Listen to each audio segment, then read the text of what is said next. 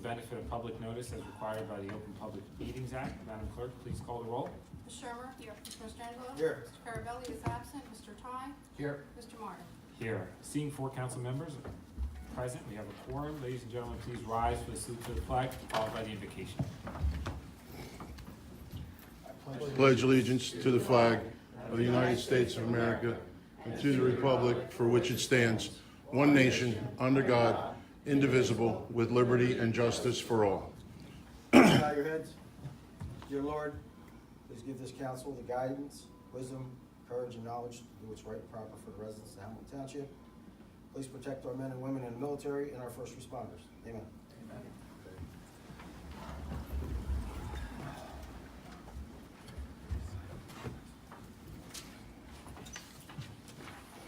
So, on to...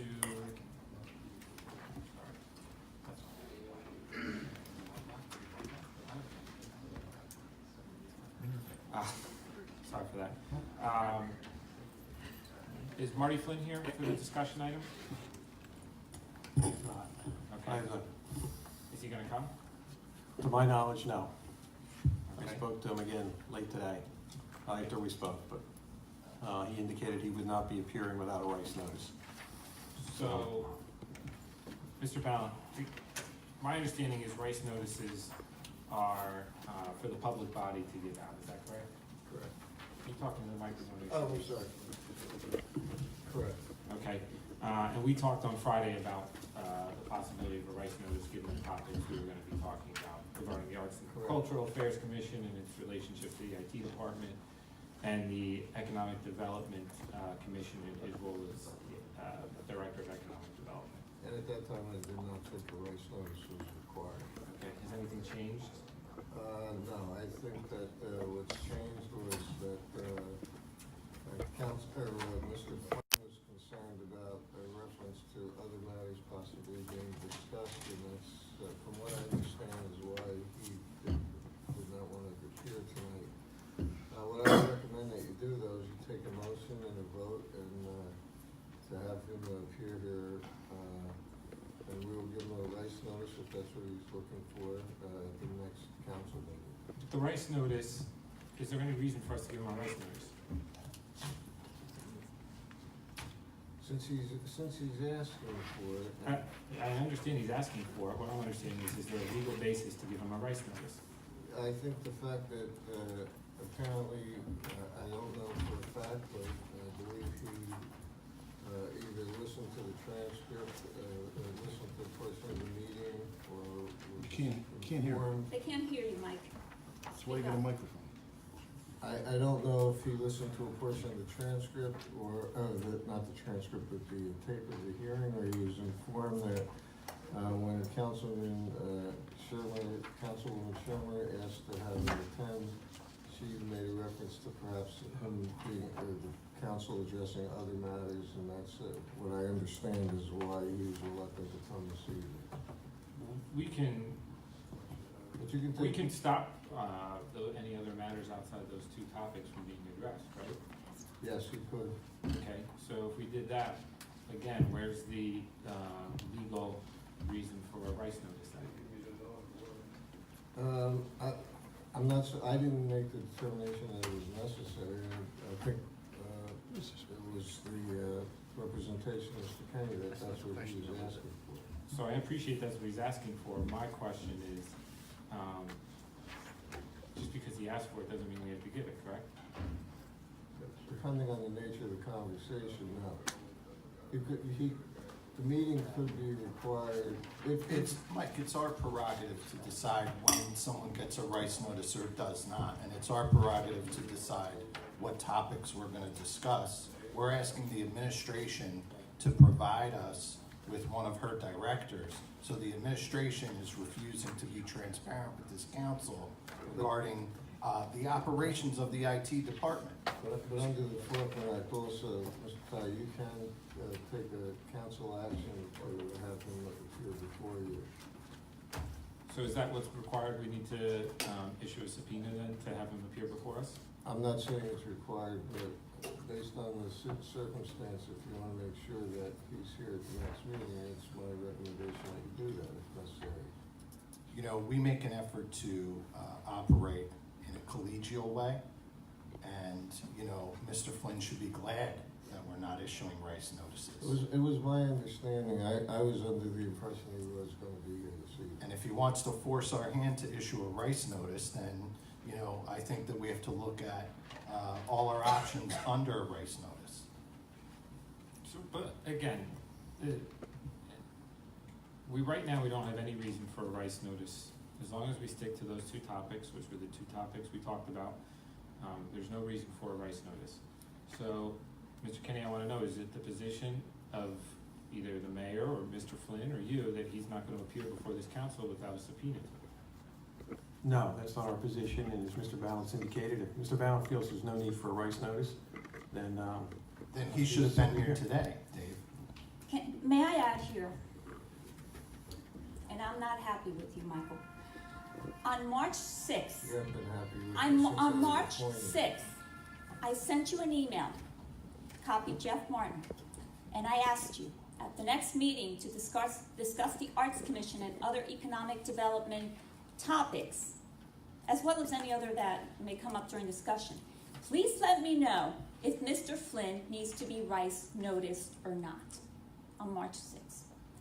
On March 13th, I sent you another email because you failed to respond to that email. On March 13th. Mike, I have not heard back from you. Please advise. Okay? So then we hear this afternoon that he chooses not to attend because of A, B, C, and D. Who the heck knows? The Arts Commission, okay, is what I need to talk to him about. And Mr. Kenny, is the mayor aware of what's going on here with this? I don't think she's aware of all this correspondence. I knew that Mr. Flynn did write to you and ask for some dates to meet. And I sent you an email saying that based on the fact that Mr. Flynn failed to respond to the numerous emails that I sent him, okay? And then he has the audacity to lecture me on Faulkner Act, as if we don't know what the heck that is. No, I said here at the last council meeting that he will now have to come before the public. And you know what? I'm a little sick and tired of these ridiculous freaking games. I'm gonna call the mayor. I'm calling the She mayor. won't answer. I'm calling the mayor. But, I Ms. wanna Schumer, know. I wanna just, I'm calling the mayor. I wanna respond, calling the mayor. I wanna respond to what you just said. I'm calling the mayor. I'm calling the mayor. I did I'm calling the not, mayor. I did not indicate that a rice notice was required. You didn't because- indicate anything. You never responded to my email. This is great. You never responded to my email. Never. So I'm calling the mayor. She won't answer. This is ridiculous.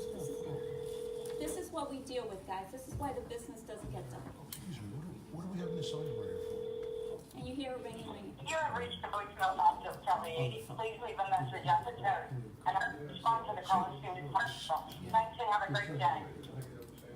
At the tone, please record your message. When you finish recording, you may hang up or press 1 for more options.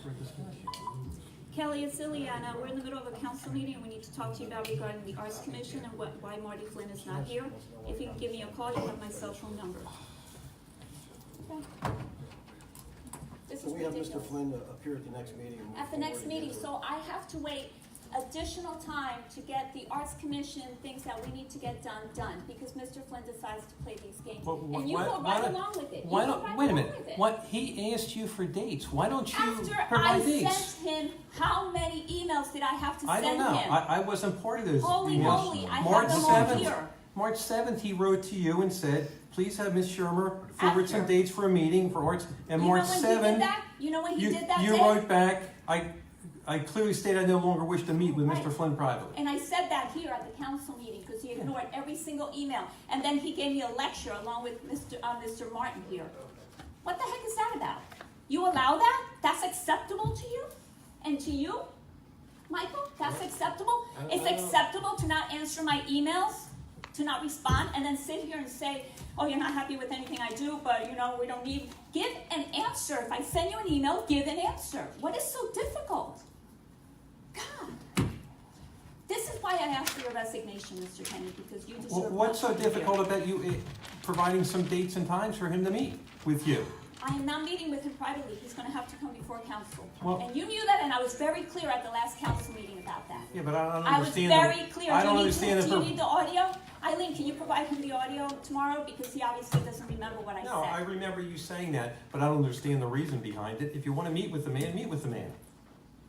He did not wish to meet with me based on the emails. Don't give me that No, crap, he asked you Dave. for Don't give me dates that and crap. times. In all After fairness, he in ignored all everything. fairness, Dave, he did stonewall Councilwoman Sherman for how many weeks? For many weeks, he stonewalled her. I'll make it On a public simple tonight. When I go request. home, I'll make it public. I'll put it on my social media. Everybody can see the emails. It's a simple request to There you go. promote the arts. I have them all here. I'll post them all. And then you can see who's joking. So, Dave, because one of the reasons we wanted to bring in Marty was, at the last council meeting, we talked about the state of the township and under the ordinance for the Economic Development Commission, right? Do you have any answers on whether the charities chosen meet the ordinance requirements? Have there been a change in any of the charities to meet the ordinance requirements? Has it been looked into, or what's going on with that? I'm not aware of any changes in the three charities that are to receive some of the proceeds from tomorrow. I think Mr. Ballant looked at it and said there's nothing prohibiting it, there's nothing authorizing it. The ordinance is very vague. I do know that the Economic Development Commission for 30 years or more has handed out scholarships and given other grants to groups. And typically the state of the township address was run by the Chamber of Commerce, who would then, the mayor would designate somebody to get the proceeds from, and that's what's happened here. So I understand it, but now we're dealing with a public entity, right? Not a private entity who's putting on the state of the township. And my concern is there's nothing authorizing the mayor or the commission to give monies that they raised to those charities. So if there's nothing authorizing it, why is it being done? Yeah, and Mr. Martin, as you know, you and I had a conversation last week about this, and I did, I looked at the ordinance, I asked the different departments in the township that I thought might have any information, if there were any bylaws regarding the creation of the council, or any rules and regulations of the council. And you say council, you mean the commission? Commission, I'm Yeah. sorry, No, the Economic Commission. we've been created. No, I'm thinking Economic Council, Economic Commission. And there are no bylaws, there are no rules and regulations. It's my understanding, but again, there's nothing documented as far as the authority or the lack of authority. We need authority to spend money, right? Well, again, it's not formally a branch of the government, it's a commission, but apparently it itself, not the sponsoring organization, has made the scholarship gifts over the years.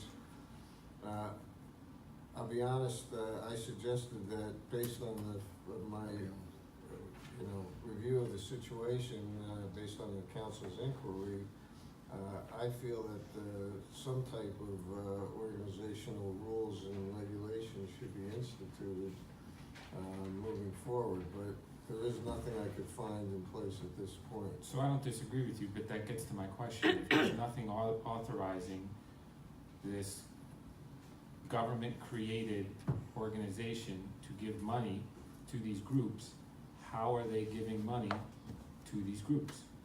Well, and the thing I don't know, and I'm assuming based on your question, Mr. Martin, that based on your experience. Mike, could you speak into the Oh, I'm sorry. microphone? Based on your experience in the last year, that there probably was not any resolution or anything presented to the council to act on the scholarship funds. Sure, and I appreciate that. Maybe that shouldn't have been done either, right? Oh, there was?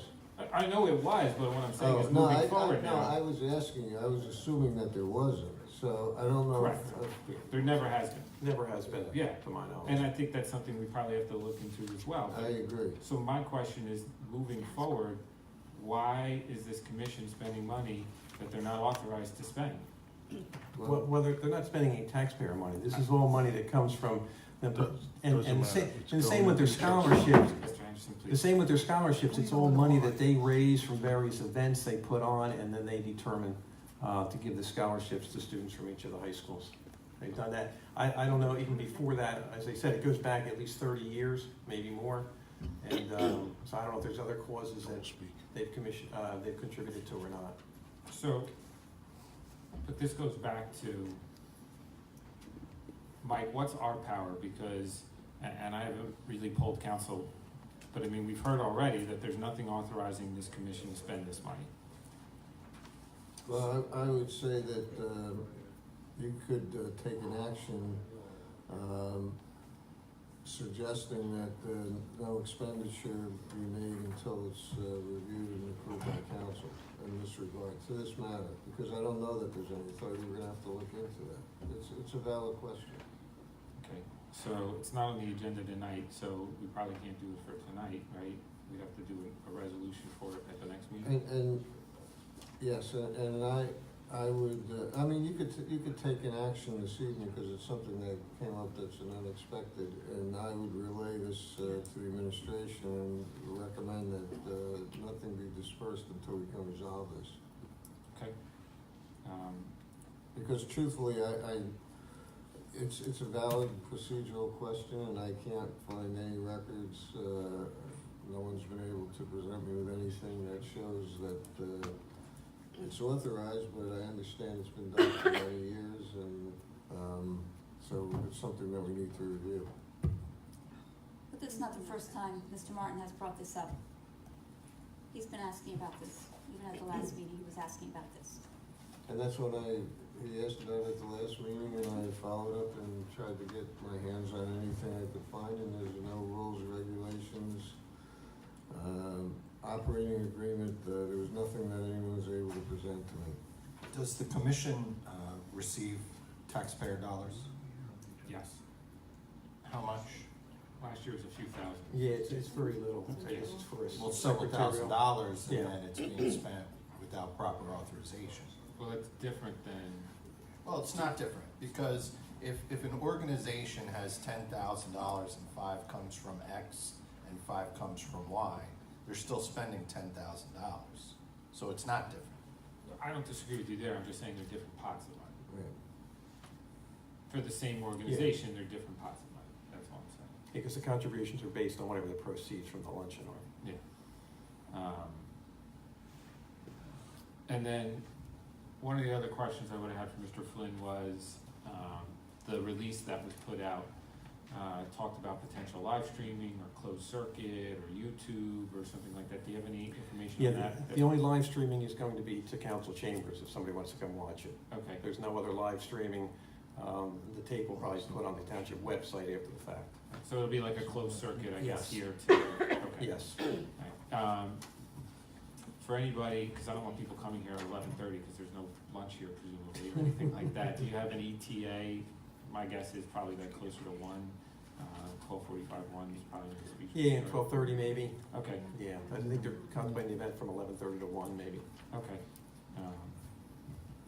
So wait a minute, you're able to live stream her thing, but you're not able to live stream council meetings? Well, we're not live streaming it to anywhere but here. And I guess we're gonna find out tomorrow if it works. We'll do the live stream into here. So you haven't tested it yet? Sorry. Please, nothing from the audience right now. So it's a crapshoot as to whether it works or not. I'm assuming it will, but I haven't been involved in that at all. So then where are we with live streaming council meetings? It's being done. Was that a very difficult question to ask Mr. Flynn? Is that inappropriate to ask Mr. Flynn? No, Where do we stand with live streaming council I meetings? know, we spoke with the clerk not too long ago. We received another quote from a state contractor, I guess it was, under a state co-op. You know what? How long ago did we authorize the live streaming of our council meetings? That was in the budget. Don't you think that would be a good thing for Mr. Flynn to come to, as the IT director? Don't you think that would be a good topic for him to explain himself on and to explain this administration on why we authorized that over a year ago and we still haven't gotten that implemented by this administration? Well, you can certainly address that. I know one of the concerns has been some of the money that's been appropriated in the clerk's budget has been spent because of Oprah requests, hiring an additional It doesn't attorney, matter, that money was put additional aside, person. doesn't matter, that money was put aside No. specifically for this. You know what, we could have taken out another, pot of money somewhere else, because you guys do that anyway, so I like an explanation as to why we can't live stream council meetings. But we can certainly live stream the mayor's, state of the township. It's a good question. It's a damn good question, and it deserves an answer. Monies were put aside for it, okay? Okay. I'm sure you think it's a joke, right? No, I don't think it's a joke. Yeah, you think it's a joke. It's one of the things that we want to get done. If you And I'll wanted to speak get to it done, Mr. it would Flynn. have been done. It would have been done. Yeah, you don't want to get it done, let's face No, it. that's not true. No, it is true. Well, Again, you have not your own words, it's vision. actions. You It's have your own actions. vision of truth. You know, So- I look at you and I know what the truth is, and I know what lies are. So, are there any other questions from council on the discussion items we were gonna have, specifically the IT issues on the arts and cultural or the economic development issues related to the state of the township? Consent agenda. I strongly urge the mayor or her representative to be here at our next meeting. I like the mayor to be here. I see no reason why Mayor Yady, Ms. Open Door Policy, can't be here at the next council meeting. Is there something wrong with requesting her presence here, council? I mean, she has an open invite. We gave her that letter at the beginning of the year that she could come Yes, to we the did. council meeting. Yes, So- we did. To So, my knowledge, I've never seen a mayor at a council. oh, meeting. stop it with that, Ralph, please. We can do as we feel, as we need to do here. Enough with the Marty Flynn before will it's be never at the next happened. meeting, that's. No, you know what? Why doesn't the mayor show up? Let the mayor, she's the CEO, have the CEO stand before us and explain all the questions that, or address everything we have. What is wrong with that? Is there something wrong with her showing up here? Is there? There's absolutely nothing wrong. But I'm sure she I grew up in won't. this township unlike you, and I've never seen a mayor at a council meeting. Oh, so now because you grew up here, you know everything? I You know didn't what's say that, best? I didn't say that. You know I've what's been here a long best? time is what I said. It doesn't matter, I've been here a long time too. So you're insulting everybody that hasn't Marty, been I'm here a not long time. insulting anyone. Mm-hmm, yeah, that's what you're doing. Just. The mayor needs to be here, let me move she should forward show on. from this. Obviously, you don't care, you're not worried about accountability to the taxpayers. Is there anything else on these two items No, that we have for let's move discussion from?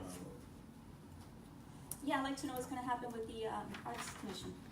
The individuals on the Arts Commission have been slapped in the face more times than they deserve to be slapped in the face, okay? And you are responsible for that. You, Flynn, and Mayor. Well, I don't know why you don't schedule a meeting with Mr. Flynn.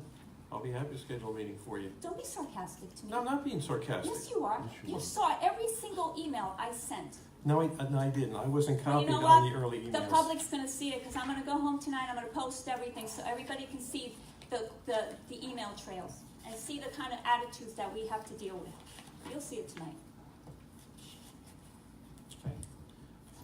So moving on to consent agenda items, Madam Clerk. We have items 3A through 3O for your consideration. And before we get to council questions, we have Emily here from Clark Caton Hints, who's here to specifically address item 3C on the agenda. I just want to give her a moment while she's here to just give us the Cliff Notes version of what item 3C is.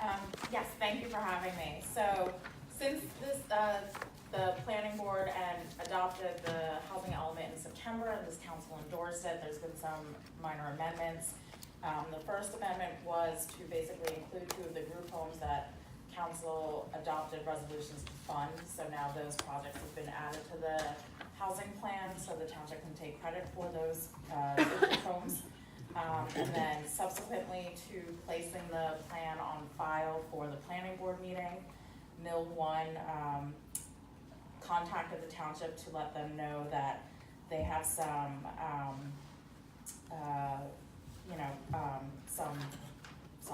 concerns about the project moving forward. So because of that, there's been some other amendments to the plan, such as while we're keeping the Mill One project within the plan, we're no longer gonna see credit for that project at this time. And to make up for those 30 credits that we were originally anticipating from the Mill One project.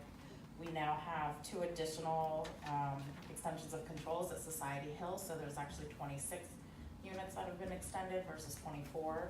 And then the Red Oaks apartment development, there's 139 total units there. We were originally seeking credit for 60 of them, now we're gonna seek credit for 88 of them to get to the total number of credits that are needed.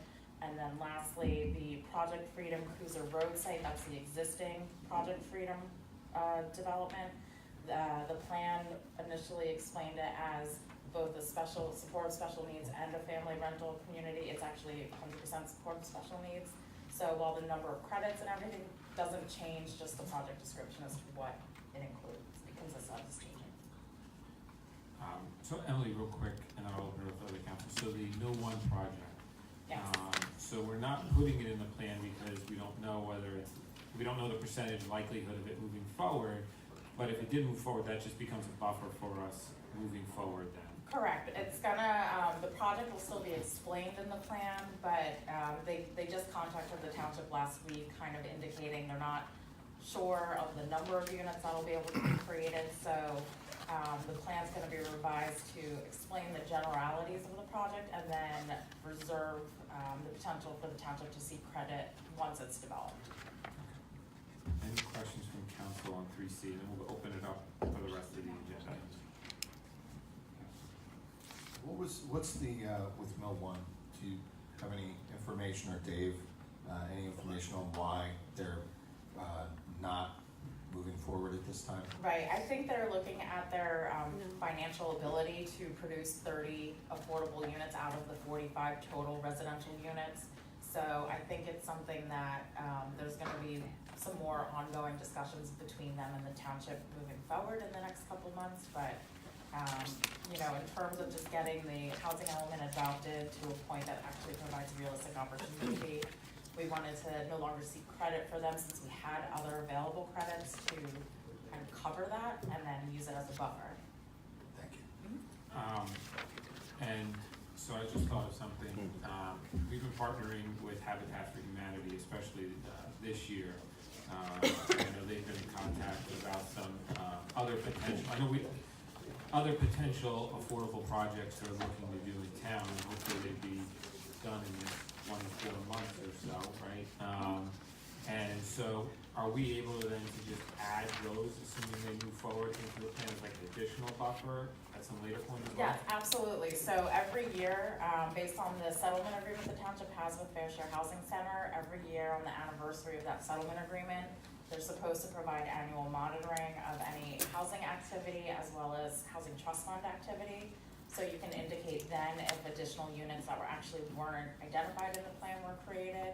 And then again, at that midpoint review in 2021, the township can address any projects that are in the plan that don't seem likely to develop and substitute the new projects in. Any other questions on this agenda item? Okay. Thank you very much, Emily. Appreciate your time. No problem, thank you. Councilwoman Sherman, any questions on the consent agenda items? Yes. 3O is a settlement of litigation for $2,500. Mike, I sent an email asking for how many Oprah lawsuits we currently have. I haven't gotten an update. Do you know how many Oprah lawsuits we currently have? I know it has, maybe I'm just. Mr. Chairman, I believe at present time, we have. Listen to your mic. I'm sorry. At the present time, I believe we have 4 that are open. 4 that are open, meaning not settled? Well, including this one, which technically until the council approves the settlement has not been settled. So we have 4. Do you know what the total is? The total, I'm sorry. Total for the lawsuit? Dollar amount that we could be liable I for. actually have that information I can provide to council. I just didn't have a chance to go over it because I got it today and I didn't have a chance to really. Do you have it with you now? No, I don't. I have it in my office. But I can send it to everyone tomorrow. That's all I have. Councilman Shango? Kenny, 3-0, is that, that's just attorney fees, right? Yes. Councilman Ty? On 3-0, is that the result of not providing information in a timely manner or failing to provide information? Timely manner. On 3,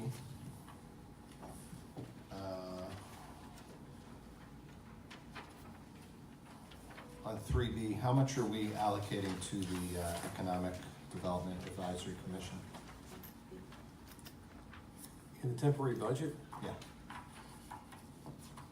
I don't know, the temporary budgets are generally just a percentage.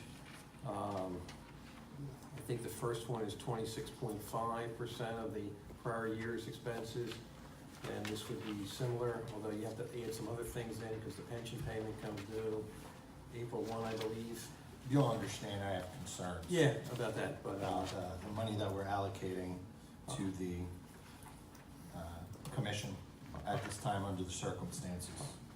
That's all I have for now. So it looks like salary and wages, $262.50 for the first quarter, same for the second quarter. Salary and wages for the commission? Yeah, so you have a secretary. Secretary. Okay. That would be the only salary and wages, I think, for the Yeah. commission. And then $708.75 for the first quarter and second quarter. Okay, so close to $1,000 that we're allocating. So the 2018 budget was $1,000 salary and wages, 2,700 for opening. I don't know how much of that was spent, but at least that's what we had budgeted for. Any other questions? Dave, 3F as in Frank.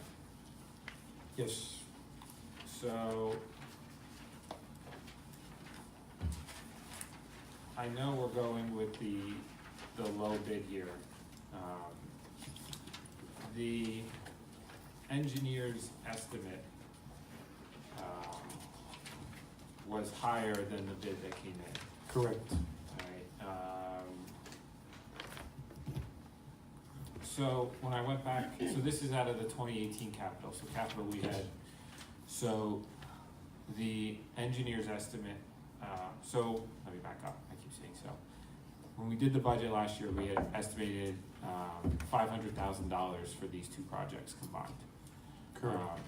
The engineer's estimate was over 10% lower than what we had put in the budget.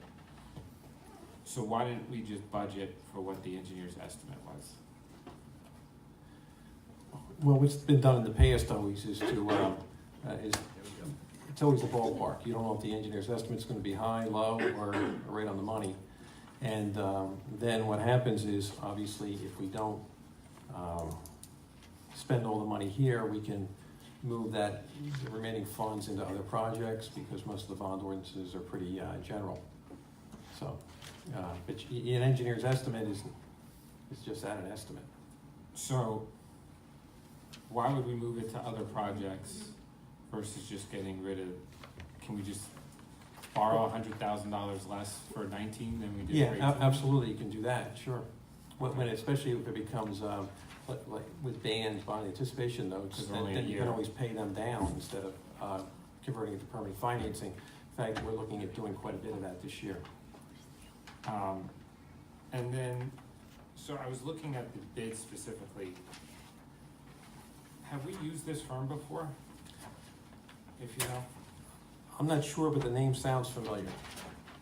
So there was quite a few items, and I don't wanna go into detail to give anything away, just in terms of, you know, what people submit in terms of their bid or anything like that, right?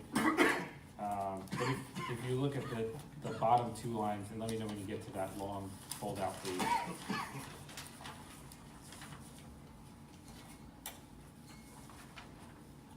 The one, it starts 801.4 and 802 on the left-hand column, you see Yes, those two things? yep. So, especially the second from the bottom, I mean, the price difference on what the winning bid just, bid versus what the others, Everybody else did. I mean, I'd have a hard time believing they can do that thing for that price, right? So, I'm concerned about change orders, right? Now, maybe they factored it in somewhere else, I don't know, but, I mean, if we could just have everybody, I know that's like the third time tonight with phones, if you can just put your phone on vibrate or silent or whatever, I appreciate it.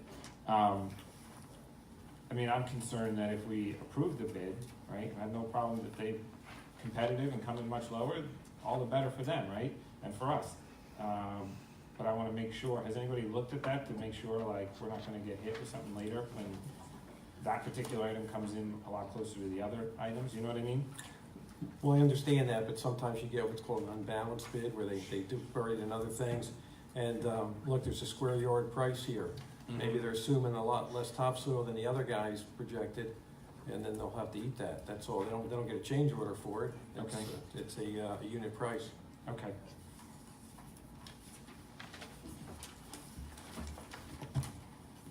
Did you questions? Can I jump back? Yeah. On 3D,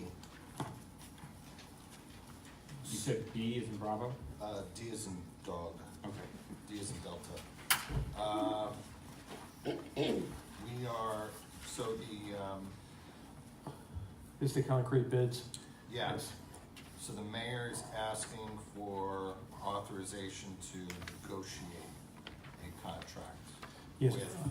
with a contractor of her choosing. No, the only ones that you can negotiate with are the ones that bid on this second go-round. The statute provides that if you bid twice, you can negotiate, but you have to limit the negotiation to the companies that bid the second time.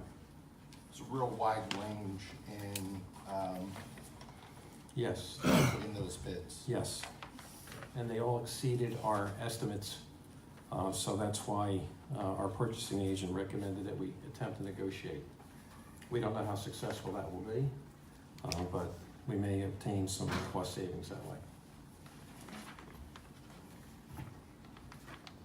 Madam Clerk, do we have funds for all these items? Okay, got it. Dave, 3G, the one with Jeff Parker McKay, Yes. you had talked about having a meeting, with potentially the other parties. Do we need, what went on with that? That has not yet occurred, has not been scheduled yet, so my thought was, I'm not gonna authorize them to do anything until we see. We can table 3G. I just assume you award it, but I'm not gonna do anything in the next 2 weeks to get them into motion, because I'm not that optimistic. Al Massey has indicated sometimes that, well, they think other people dump soil there. I fear we're gonna have to just sue them and Dopco and let them sort it out if they think somebody else brought soil onto the site. So I prefer to have it ready to go, because if I can't get a resolution with them fairly quickly. And I know they were out there to do some testing. We have an LSRP involved to make sure the testing's right. We even think we may have found a location, a developer that would take the soil from us. But we don't want to pay our people to transport it. We want Al Massey to do that. Are we against any like statute of limitations, deadlines, or anything like that? No, I don't think so, other than DEP wants to see action. Sure. Okay. Any other questions from council before we open it up to the public, just on the consent agenda? So, On 3H, so this is also for legal This is for Oprah, services. yes. And why so many firms? Well, we discussed with the council president, we just decided to approve all four, and then we can negotiate with them, or select who the clerk thinks is the best to defend some of these cases, depending on the type of case involved. it was also for potential conflicts too. I know generally there's just two attorneys who've been involved, but in case you get more.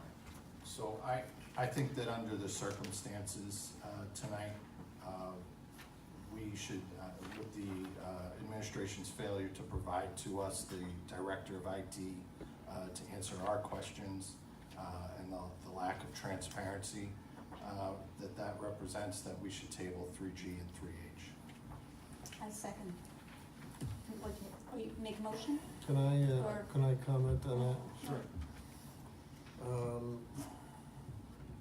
As counsel for the township, and when I was brought into this position, I was advised that there was a significant issue within the township regarding the number and volume of Oprah requests. Having been advised of that, until I actually began working here, I had no idea how severe of a situation that is. And as a result of many Oprah requests that are repetitive, that are time-consuming and very extensive, exhaustive is probably a better word as far as the requests go, it's created quite an issue in the township offices. And I would strongly urge that we move forward with this, because I think it's an epidemic problem in the township. And one of the reasons that we have four, we would be considering awarding the contract to 4 firms is because of the fact that we're not sure how all of this is going to play out, and there are conflicts that crop up in these cases. And truthfully, some of the firms themselves are overburdened, not obviously doing any work in Hamilton because they haven't been retained to, but in other communities. This is not a problem that's just limited to our township. But I would ask, and I'm asking not on behalf just of the legal department, but on behalf of the employees of the township, that we move forward with these appointments. On behalf of the employees of the township. Correct. Explain that, if you would, Mike. My reason for stating On that- behalf of the employees of the township, because I'm sympathetic to the attorney's office, I'm sympathetic to the clerk's office. Yeah. So the clerk works for us. So who are we talking about when we're talking about the township employees? Well, if you go back, and I don't have it with me tonight, but I did submit a report to each of you regarding the number of Oprah requests that were made for last year, the number of documents that were required to be produced, and the number of pages that were duplicated. I understand that it's a multiple of previous years, and I'm sympathetic to that. No, that was just for last year. But I do Councilman. believe that a part of the problem is exacerbated by exactly the lack of transparency that we saw here tonight when the director refused to show. So that said, All right, let me just say this, and again, I'm giving you my honest opinion. I'm taking it under advisement, Mike, and I'm still gonna make a motion to table 3G and 3H. Mr. Ty, I think that certainly 3G would not cause a problem if that's tabled. 3H, because there are pending cases, I think that presents a significant problem because they are more time sensitive. Well, I get it. I get all this. I get it. But the reality is, we are in this situation because last year, what really probably kicked us all into gear is the animal shelter. When stuff came out about the animal shelter, the mayor went away, hid, blamed everyone up here, blamed all of us for the problems at the shelter instead of taking accountability and addressing it. She hid. She did nothing about it, nothing to fix it, which angered a lot of people and motivated a lot of people to start doubting and questioning this administration. And that began the Oprah wave that we have, okay? It's because of the lack of leadership. This is why we're in this situation. And now we're in a situation where you're asking us to approve something to bail you out of a situation that you yourselves got into. That's what you're asking us to do. I don't follow that logic at all. How do you not follow that logic? Whoa. Well, How do you not follow that logic? because we are, the way the statute is written, there are obligations that are placed on the municipalities that Hamilton Township is not alone in facing this problem. The increase in our Oprah requests But Ms. came Sherman, from can I- last year. It started really last year. Prior to that, we had never ever heard about Oprah crisis until last year. But since last year, and that's part of my point. The reason that there hasn't been a need for any special counsel is because last year,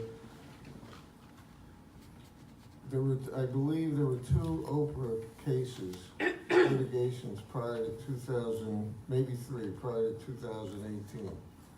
All of the cases, the volume have jumped phenomenally since 2018 began. I don't discount, and I wasn't here, but I understand what you're saying about the animal shelter, but that's only part of the problem.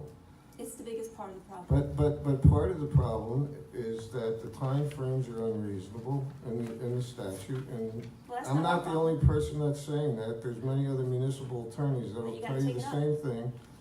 There's a provision in the law that says if you do not perform within these timeframes, and council brings suit, there's an automatic, if there is a demonstrable delay, and any municipality is subject to payment of legal fees, so it promotes litigation against townships.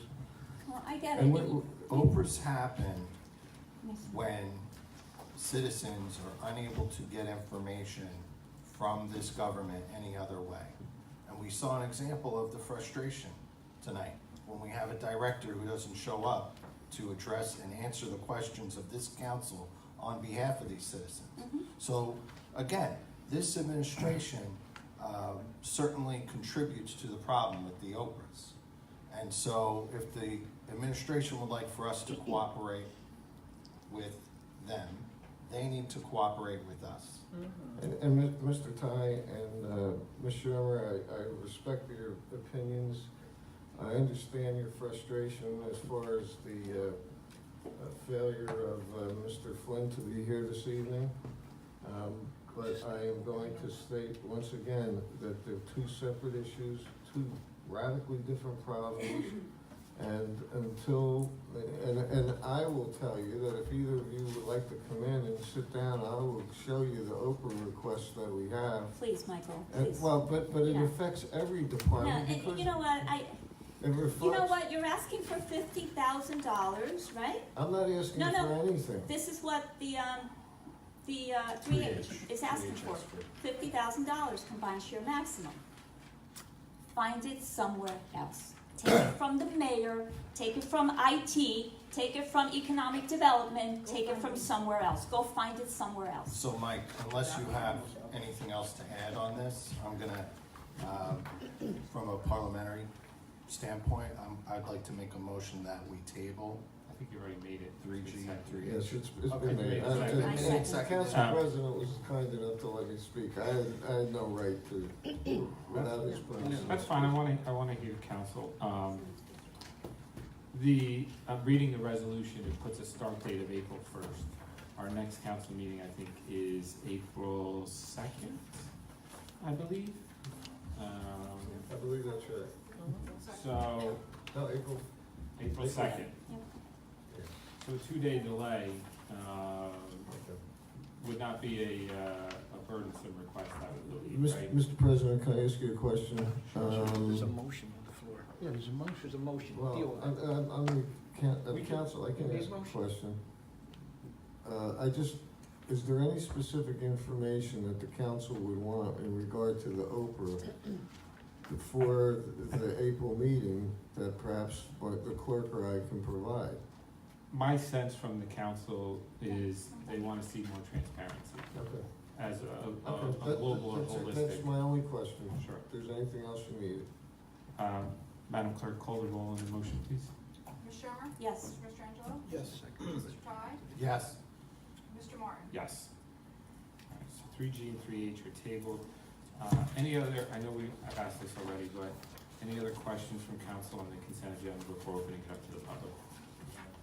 All right, so again, we're just on the consent agenda, Mr. Henderson, you have your hand up first, and, we're just doing, we're back to the 5 and 3 minute, Madam Deputy Clerk. You have that? Okay, thank you. Thank you, Mr. Henderson. Thank you, Mr. President. Might I suggest that all this Oprah banter is self-inflicted. some months ago, I suggested that you go back to a similar ordinance that was passed in West Windsor, where certain items will be available at the desk from the person that was servicing the citizen. It's self-inflicted. Go back to the way it was. Give the public what they want when they come in. The mayor ordered this. Go back to the way it was. Mr. Ballard, you mentioned in a response to Councilwoman Shermer that you didn't know what the costs were sitting in front of you on behalf of the Oprah requests that were, the Oprah lawsuits that were outstanding, and I'll say that that's incorrect. I know that you had a conference with the judge yesterday with my attorney, at which time it was discussed the $4,600 fee for the information that you failed to provide on the vehicles for the township. I also know that my attorney sent to you last Monday a $6,000 fee, which was all attorney's fees based on the body cam, Oprah, where you stonewalled us on the body cam. So I would suggest that you're sitting on that side of the dais and you're getting like the guy that's sitting to your left. And you're double speaking and not mentioning. I'm not double speaking. Those cases haven't been resolved. But you know what the cost is. You know what it is. And let me also suggest, we have an attorney over here that we pay a lot of money and we have to go out and get somebody else to do Oprah requests. It's ridiculous. So I'd like to talk about consent agenda 3C. So we talked about a bid that's being rejected. Who wrote the bid spec? Why was the bid spec such that it was rejected? Did you say C is in charge? C is in Charles. You want D? That's the Fair Share Housing. Oh, I'm sorry, excuse me, D. I have the right, D, as in Delta. As in Bill. So who wrote the spec that is being rejected? They're prepared by the purchasing agent. Who, specifically? Michelle Betas, purchasing agent. Why wasn't it written in a manner that it would have gotten responsive bids? Because it has to do with quantities. That's why How much it's the quantity, high. what quantity are we talking about? Is it the ecological facility? Do we know how much money the township took in for receiving that at the ecological facility? I don't have that with me. I think some of it dates back to when Britain was running the ecological center. That's incorrect. Everything that was there when Britain was there was removed when we took it over again. That's not my Another double understanding. speak, another double speak. Mr. Henderson. Mr. Kenny, get your facts straight and we won't have to have this back and Well- forth. All of the concrete that was at the facility when Britain was operating it was removed when we took the facility back over. That's not my understanding. Well, your understanding's incorrect. I'm telling you what it is. No. So how come we don't know how much we took in for the concrete that's there and what the quantity is? Poor I don't poor have that. record keeping? No, I don't have that. Mismanagement? Malfeasance? Incompetence? Which is it? Well, there's no reason to answer to you because you don't let anybody answer. Go ahead. I'll give you all the time you want. I don't have that information in front of me. You never have the information. We look into it? We get back to us. Okay. Who bid on the contract that's being rejected? The bids were Waste Management, Britain Industries, J. Vinch, and Mount Construction Company. I think there was another bidder the first time, but they didn't comply with the bid spec. So this That's why was we went out a second time. this has been bid more than one time? This is the second time, yes. It was bid a second time. How are we so incompetent in our bidding process that we have to bid twice, we have to get it rejected, and we don't get any good bids? There has to be something wrong with who's writing the bids. Who approves it? Who sends it out? Who receives the bids? That has nothing to do with the bids themselves. It's the prices you get, Mr. Henderson. You don't seem to understand that at all. That doesn't mean Please there's don't anything assume wrong. what I seem to understand. Why would anybody bid if there was a problem with the bid specs? They wouldn't bid that. If you went out, well, there must be a problem if they were rejected twice. So you went out to bid, and you got competitive prices, and you want to reject all those competitive prices and negotiate? You think you're going to get better prices negotiating than if you open competitive bid? We may or may not. And you don't know how many tons are there, and you don't know how much money we took in. I don't know, but I'm sure Mr. Carruthers knows. Or they can estimate it at least. The bids came in both times over the estimate from Public Works. Maybe it's Public Works then. I'll get you a second time. Maybe it's Public Works then. I'll get you a second time. Can we answer the rest of the questions? We can bring you back a second time. Mr. Anderson. But we have a flow going here. We need to get some answers to what I asked. I'm trying to be fair to everybody. We'll bring you back up a second time. Thank you. Ames.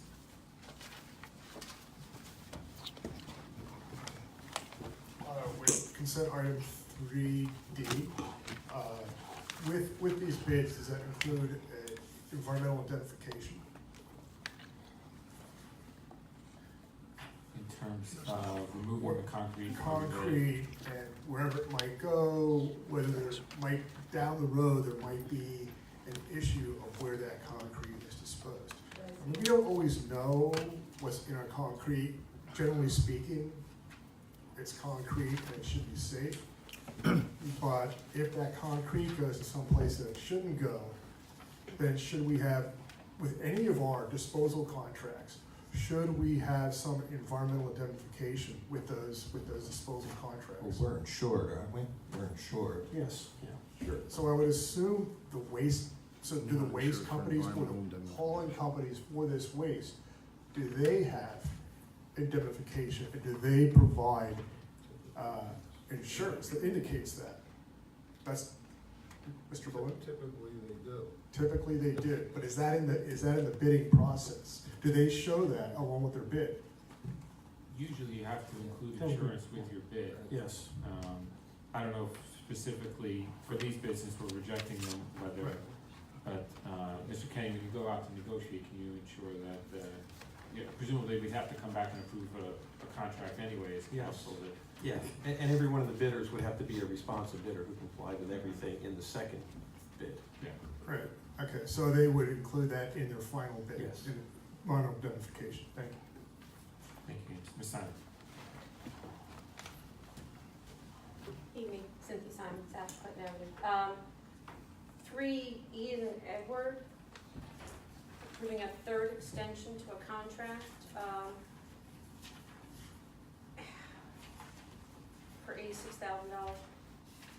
Is this gonna be the final extension, or how many more are they entitled to? How many more are we gonna do before we rebid the work?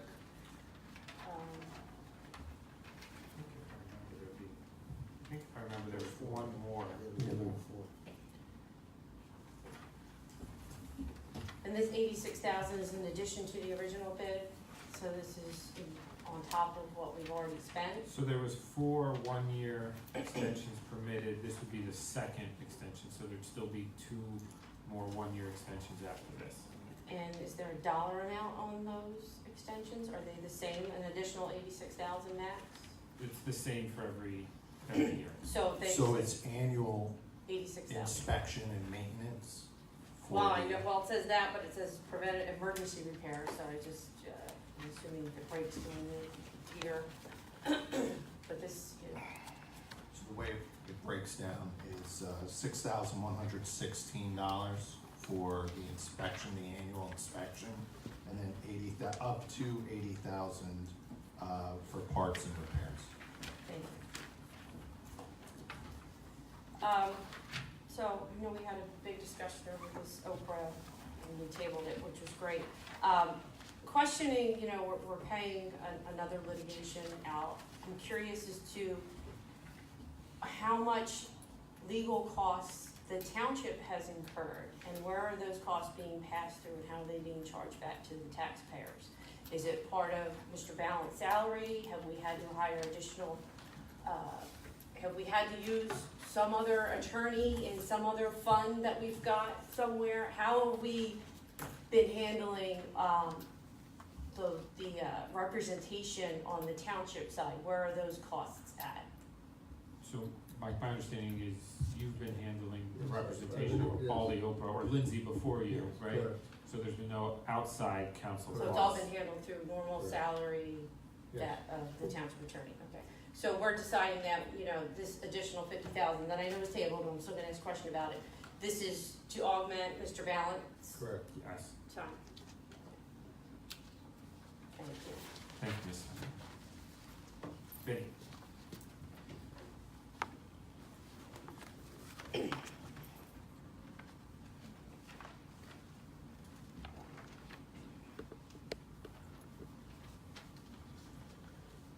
Vinnie Capodanno, Hamilton Township. Can I ask a question about discussion, or is this on the agenda? Just on the consent agenda. Okay. That's it? Yes, sir. Okay. Mr. Zen.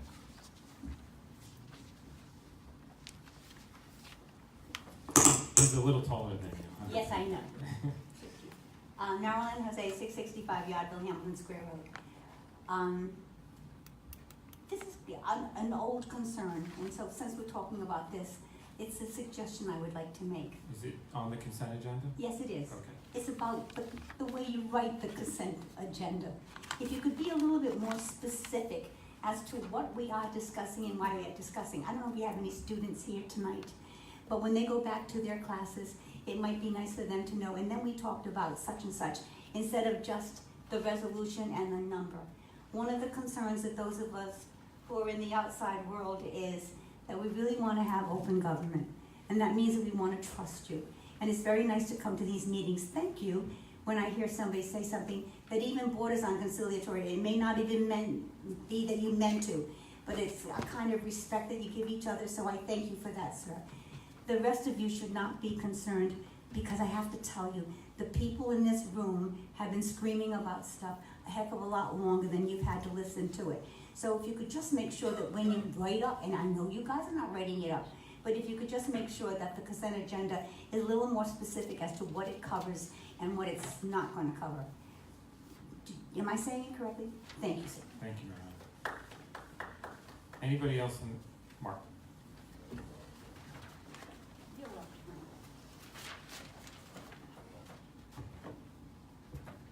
Mark Van Wagner, 235 Hanson Avenue, the best darn street in Hamilton Township.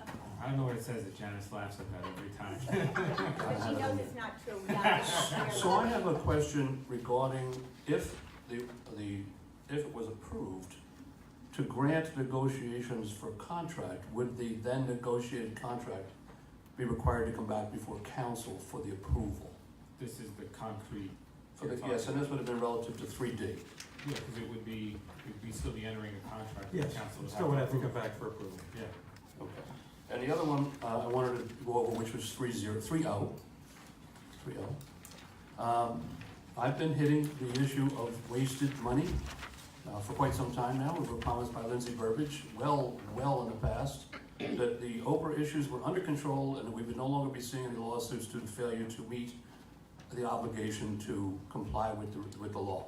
And yet we've continued to see the costs ratchet up. The money that we're paying, does this come out of an insurance policy or is this coming out of our general revenue? It's supposed to be under the deductible, so So- it'd be so coming under yeah. the general. So general revenue. Okay, so each time that the money that we're paying to settle or the judgments are issued, the money's coming straight out of our pocket, straight out of the monies that the township had would have been available for other issues. Yes. Okay. So the one that's on the table today is 2,500, and we heard of two tonight that will cost over another 10,000. And this is problematic, so I understand the township attorney brought up this issue. I want to suggest that I agree with the idea of open and transparent communication, and that, whether or not we agree to work with somebody we can trust, it starts with, can we trust you? So this is certainly a problem. Oprah's begin with the individuals that are getting answers or failing to get answers because they don't trust the response or they're simply not getting a response. That's the foundation here. That's where all of this came from. And it's resolvable. I'm sure there are townships that aren't experiencing this. We need to put this to bed.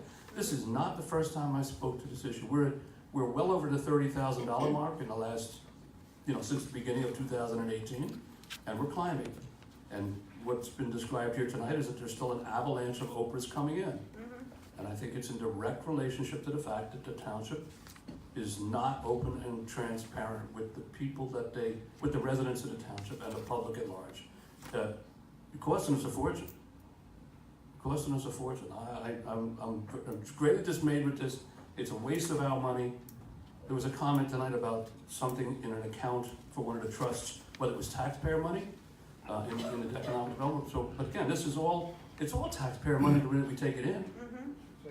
We're going to use it for something, to fix something or repair something or give services, or we're not. And every time that we spend right now well over $30,000 in costs, that's deeply distressing. We need to get it under control. Thank you. Thank you, Mark. Anybody else for the first time? Steve?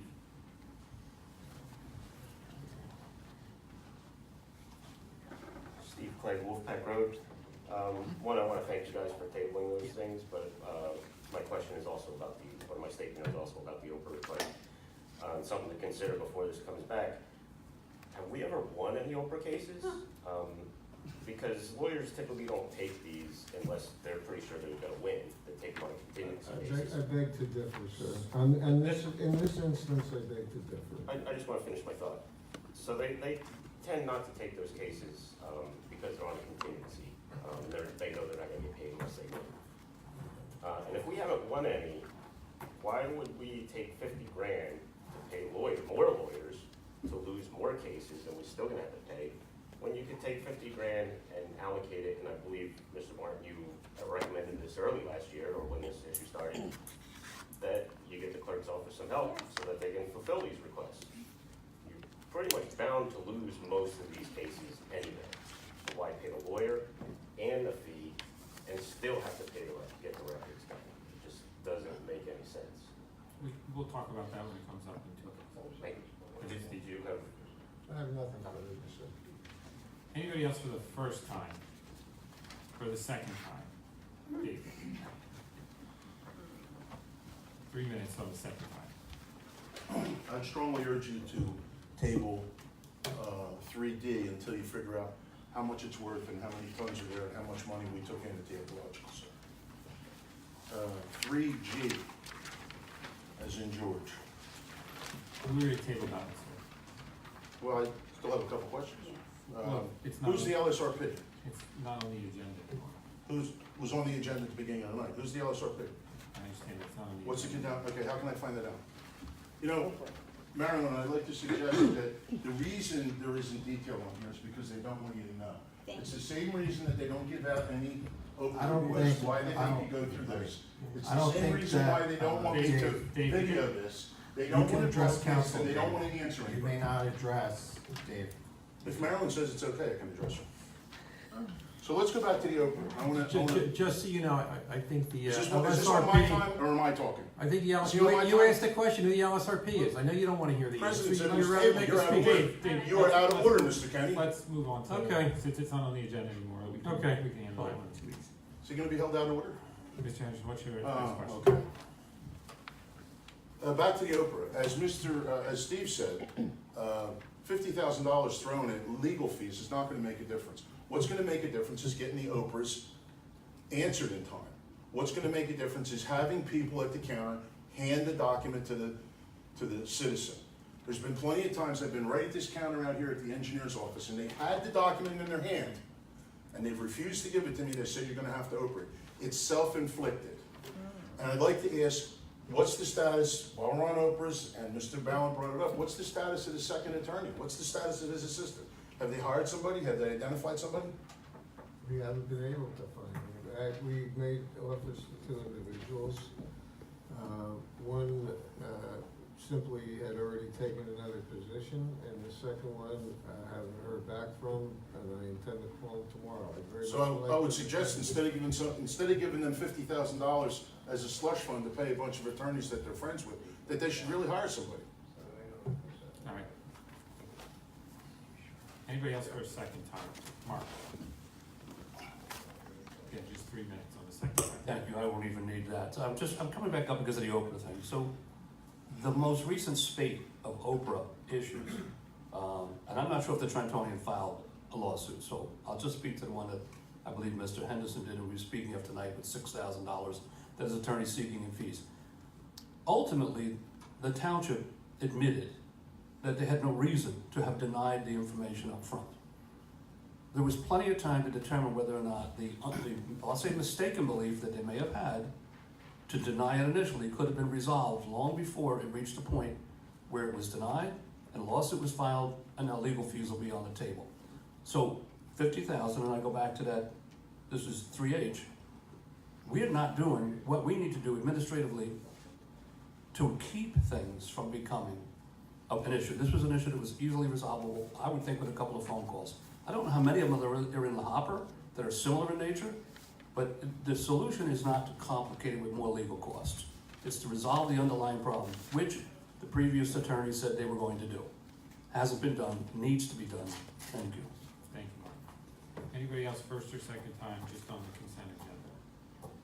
Seeing none, is there a motion from council? A man down, so. Mr. President, I'd like to move consent agenda items, okay, 3A through 3O, with the exception of The table items. the tabled items. Okay. I'll second it. Madam Clerk, roll call, please. Ms. Shermer? 3B, no. 3A and the rest, yes. Mr. Mastrangelo? Yes. Mr. Ty?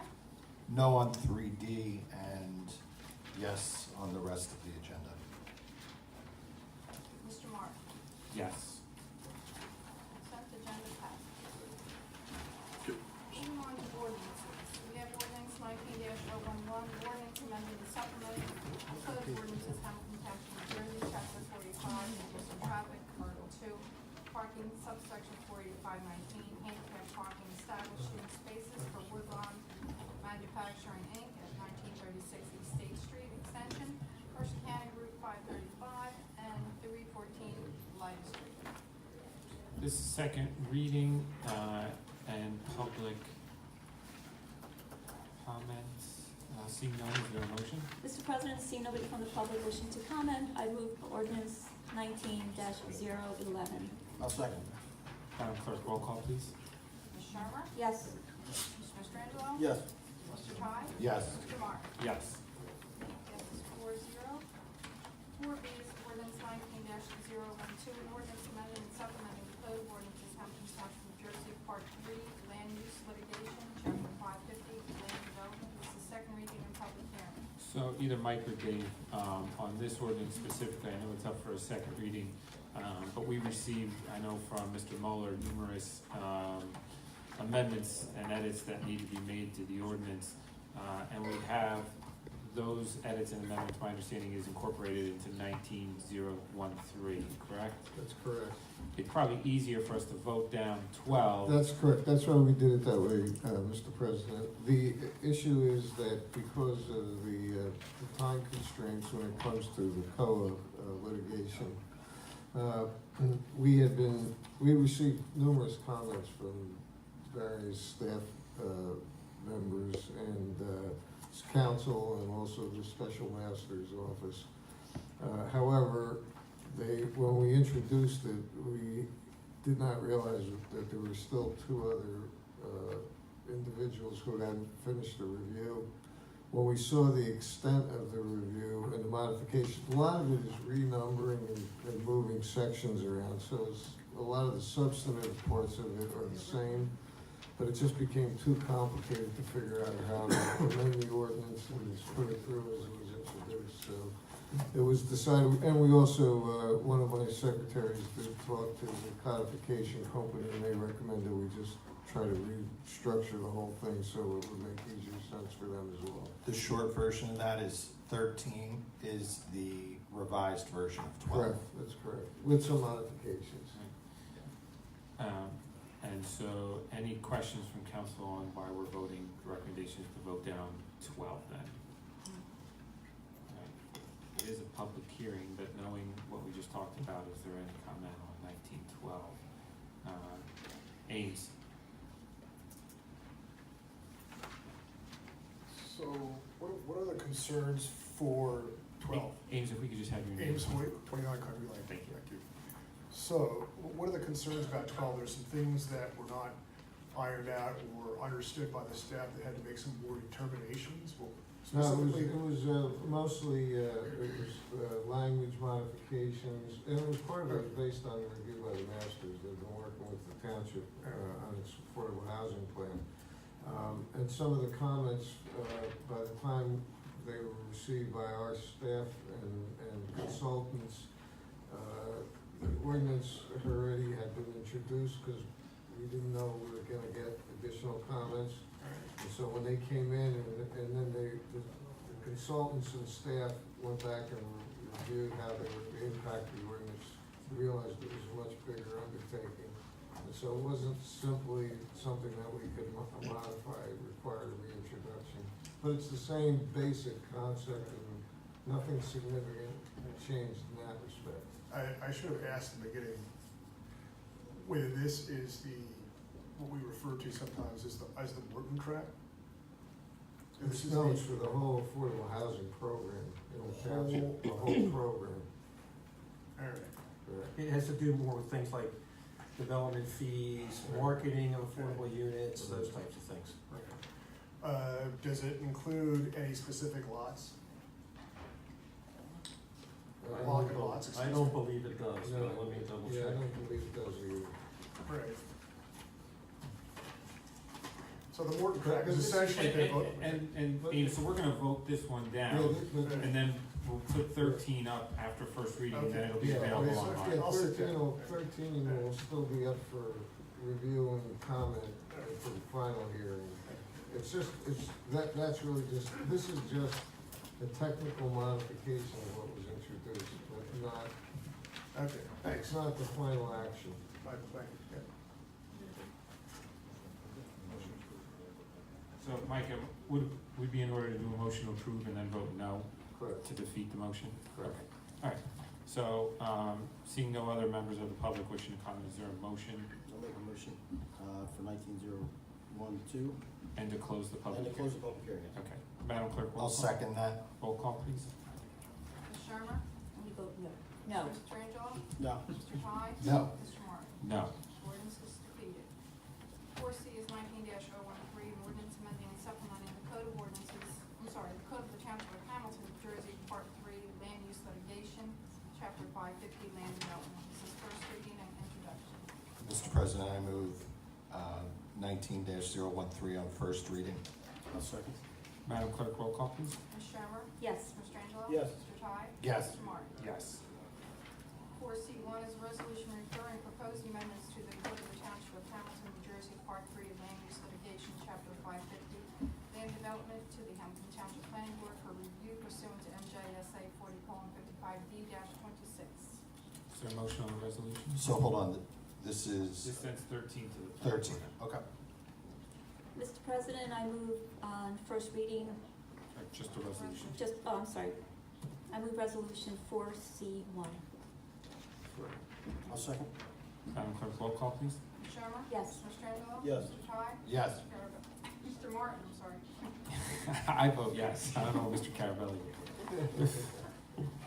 4D is 19-014, an ordinance accepting a deed of right-of-way dedication from the New Jersey Turnpike Authority, Crosswinds Hamilton Square Road, known as Block 2729, part of Lots 1 and 2, Crosswinds Hamilton Square Road, Block 2725, part of Lot 4, Uncle Pete's Road, 2173, part of Lots 22 and 41, together with two rights-of-way known as Parcel RA 116X and Parcel 35, first reading and introduction. Mr. President, I'd like to move 19-014 on the first reading.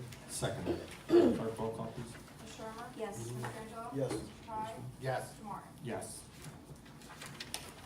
4E is 19-015, an ordinance accepting a slope easement from the New Jersey Turnpike Authority for Crosswinds Hamilton Square Road, Block 2724, part of Block 58,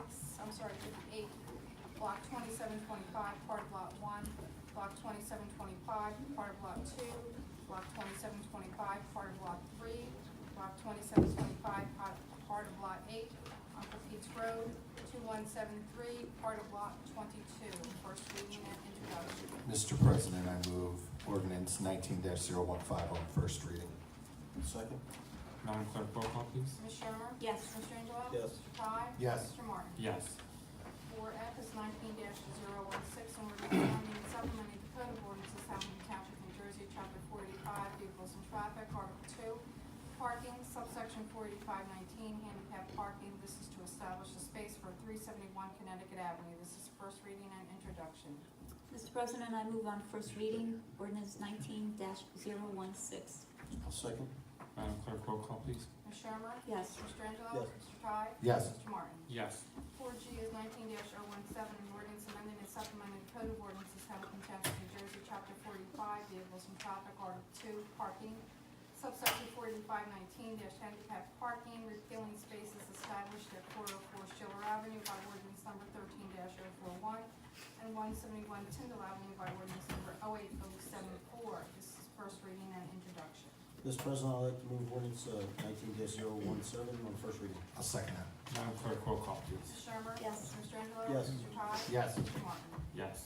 Passes 4-0. You need water after all that? That was long. Okay, we're now gonna move to, public comment portion. Again, 5 minutes for the first time, 3 minutes for the second time. Madam Deputy Clerk, are you ready for the time sequence? I'm gonna get a bunch on your. First up is Mr. Henderson. Thank you, Mr. President.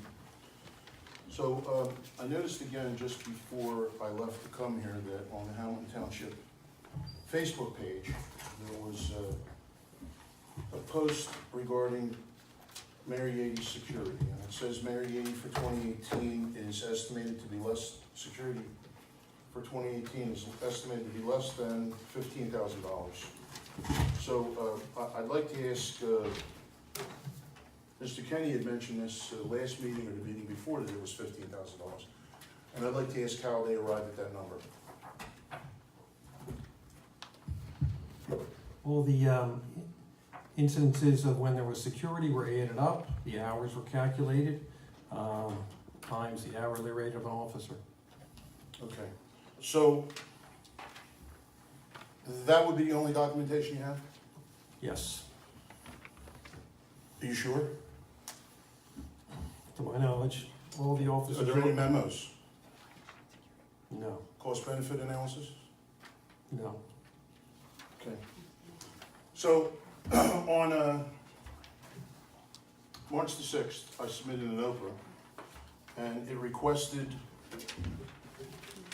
total cost for security, for the mayor's security for 2016, were three different ones, 2016, 2017, and 2018. So Mr. Kenny has just told me that they worked some numbers up. They figured out the hours. They multiplied it by the rate for the officers. So it seems to me that they responded in this Oprah, and I'll let you take a look at it. It says, in reference to your Oprah requests, please be advised that there are no responsive records in regard to the cost of the mayor's security detail for the years 2016, 2017, 2018. Thank you. Signed by one of the clerk's assistants. May I approach? Sure. So, what's the facts, Mr. Kenny? And might I say that this might be another Oprah? Failure to provide information that you have. No, Oprah does No. not. Are you done? Or you want to keep making speeches? It's up to you. Oprah does not require us to create documents. If there's a document and it's operable, it has to be produced. We are not required to do calculations or to create documents. You just said you did calculations. Yeah, but we're not required to do that. You didn't do it on paper? Well, you know, Dave, in all fairness, the post that went up on the township website, like a couple hours before this meeting, was misleading. Because Yes, the headline exactly. is that there are facts, and then they talk about estimates in the actual, if you actually read the announcement. So they say they're providing facts, but then when you actually read the information provided, they're only providing estimates. So in fairness, it was misleading. Right. Mr. Kenny said he figured it out. He must have written it down someplace. That's a document. He wasn't required to do it, but he did it, so that's a document. He didn't produce it. So, Mr. President, really, I gotta ask you, how long are you gonna allow him to sit over there and lie to the public? How long is it gonna be before you do something about it? David, presumably to make a calculation, you had to do it, did you do it on a calculator? I mean, how did you come up I with didn't this? do the calculation. I didn't say I did it. Sure. The calculation was done based on the number of hours that were assigned Who over did the it? past year. Who did the calculation? Because that, whoever did the calculation has the information they needed to do the calculation. So who did it? I'm not sure who did it. I think. You know who did it. I don't know Who who did did it. I don't know. Well, who then did it. why haven't we seen those calculations? They were taken off of calendars, which is that information means- we cannot. So wait, there were calendars, which are documents. We do So not- those are Wait, documents you Mr. didn't Henderson, produce. he's. No. We cannot be providing exactly when and where No, we security don't is need that. We provided. don't need that, but we need. Well, we that's what never you're s- asking for. Oh my God. What I am saying is, whoever pulled that information got that information in order to do the calculation. We've never seen that. And even if we were to see it, I don't need to know on 3/5, the mayor was here for 3 hours, where so-and-so, I don't care about that. What we haven't seen is, in March, blah, blah, this is how many hours, we haven't seen any of that. We haven't seen it. So I don't understand get, that. You haven't seen that, yes. Where did And I- as you had discussions with where did I see the it? Where chief did I of see police, it? I said you didn't see it. Oh, I okay. told you, I just said that. Forgive me, I didn't hear that part. But to release this information, and I understand unfortunately the names of the officers were released by somebody, which is deeply concerning to the police department. By But whom? I don't know. Because by the Apparently way, it was out there was a vague, why is the mayor using the township website to put out vague accusations against this council? Why in this, She put out information that was she requested. talked about, the police being criticized. The only, individual that I've heard criticized is the mayor for not being transparent regarding the cost of her security detail. No, Nobody I- wants any information that's gonna put her into, any jeopardy, into harm's way. There are concerns about misuse of township resources. Those are the concerns. It doesn't have anything to do with our police officers and the good job that they do every day for this township. It's about the misuse by this administration of those resources. So I don't appreciate the mayor putting a political she'd be fine putting that out through her campaign website. I would have no objection to that. But for her to misuse township resources to put that press release out through the taxpayer-funded website is inappropriate. So, I'm sorry, you And if you feel that the police officers who have, none of this is their fault. They were put in a very, very difficult situation. When she's taking them to events where there's pictures being taken, and people are freely taking pictures, there's no expectation of privacy when you're out in public. Whose fault is that? That's not the police officer. That's not the individuals. The individuals have a right to take a picture. And if the police officer appears, well, everybody knows she has security. I mean, it's not a secret. So, and I agree with Mr. Ty, using taxpayer-funded website to promote facts, which is estimated, and complaining about the council meetings. Again, tell her to get her little body in here and face us and address this. Instead of going here and whining about it, show up. But again, I haven't seen these numbers, and you know who pulled them. Because if somebody gave them to you, you know where they came from. So, Mr. Kenny, going to the post that was put out just before the council meeting, it talked about the police officers that Councilman Ty and I had requested at the beginning of the year, that the cost is $1,200 per meeting. So how is that? Well, for a 5-hour meeting, which is some of the meetings have been 5 hours, yeah. One, but, so, what, how is that number determined? Just based on what the hourly rate of an officer, and all the officers are not, none of them are on overtime for either the mayor's security or for So coming here. Who did that calculation? Oh, that's just a ballpark estimate that Who you would did do. it? Who did it? I'm not sure who did that. I didn't do it. Who put? But you just come who up put with an the- hourly rate. Who put the release together? No, Mr. DeGregor usually does the releases. So where did Mr. DeGregor get his information? I'm not sure if he got it from the mayor or somebody else. I would assume the mayor. Okay, so where did she get it from then? By Just just, trying to work back to who yeah, did, who but who by did the just, calculation. by just figuring how many officers are here. Okay, how many are here? And then how long it takes, times an hourly rate. How many are here? We had requested 1 to 2. Generally, the chief has sent 3. Okay. And I know that we've sent some home early Mhm. on given nights. I don't think anybody's here tonight. I don't know. I didn't- There's 4 officers in the conference room right and now. that's 4, actually right over there. 3 including sergeant. Well, let me send them home because I haven't seen them before. Yeah, so we And we requested 1 to 2 when we met Yeah. at the beginning of the year, right? Well, the chief takes them off the anti-crime unit, so there's always 3. This is what I understand, that's why there's always been 3 here, and sometimes a Well, there's supervisor. 4 here now. So, I hadn't seen him tonight. So you'll get us the information on who did the calculation and what the hourly rate is and things like that Sure. for next week. Mr. President, I'd like to offer that I've already had a discussion with the attorney that handles my Oprah lawsuits. And he was ready to prepare an action to be submitted tomorrow regarding the $15,000 number that's bandied about and my non-responsive, no responsive records. So I'll offer to you, Mr. President, that I'll wait until Friday in hopes that I'll get this document before we institute the lawsuit. Who's your attorney, sir, if you mind sharing? Colin Bell. So, Mike, maybe. Mr. Bellin is very, very familiar with it. Maybe you can reach out to Mr. Bell tomorrow and have an open conversation on what, see if we can prevent any of this. And let's not forget the prosecutor was here and he said releasing the numbers, the public is entitled to that information. And that's what was released, the numbers. Released where? Did you say? He didn't release to me, he said the Where- open where's question. the The press release. Where is it released? Over here, the governing body. Yeah. Come on, Dave. So, Mr. Henderson, your time is up on this. Well, wait a minute, everybody was talking. I got 2 more sentences. I got a question. You guys were talking back and forth. 2 more sentences. Give me 2 more sentences, Two not a more. question. There were 2 announcements from the police on crimes that were committed this week. One was a holdup at a 7-Eleven and one was push-ins Yeah. by gypsies.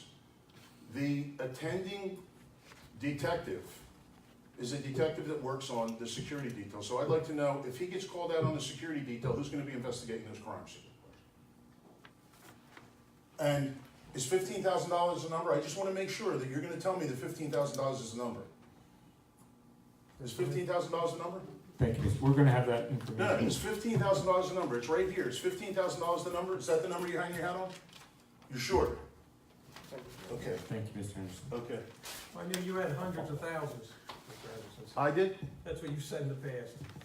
How about $367,923, and I have proof tomorrow.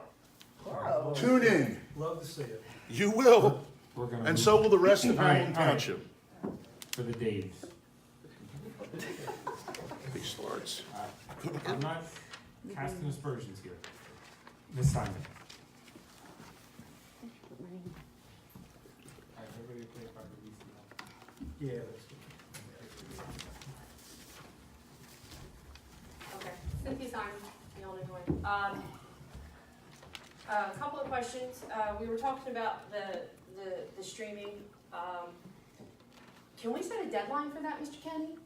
It kind of goes back to the question I asked a few meetings ago regarding the animal shelter software, where we pass ordinances or we try to put things in action, but we don't set deadlines so things don't happen. Your comment to me was, well, deadlines get missed. That's true, deadlines get missed, and then if a deadline is missed, there should be a consequence.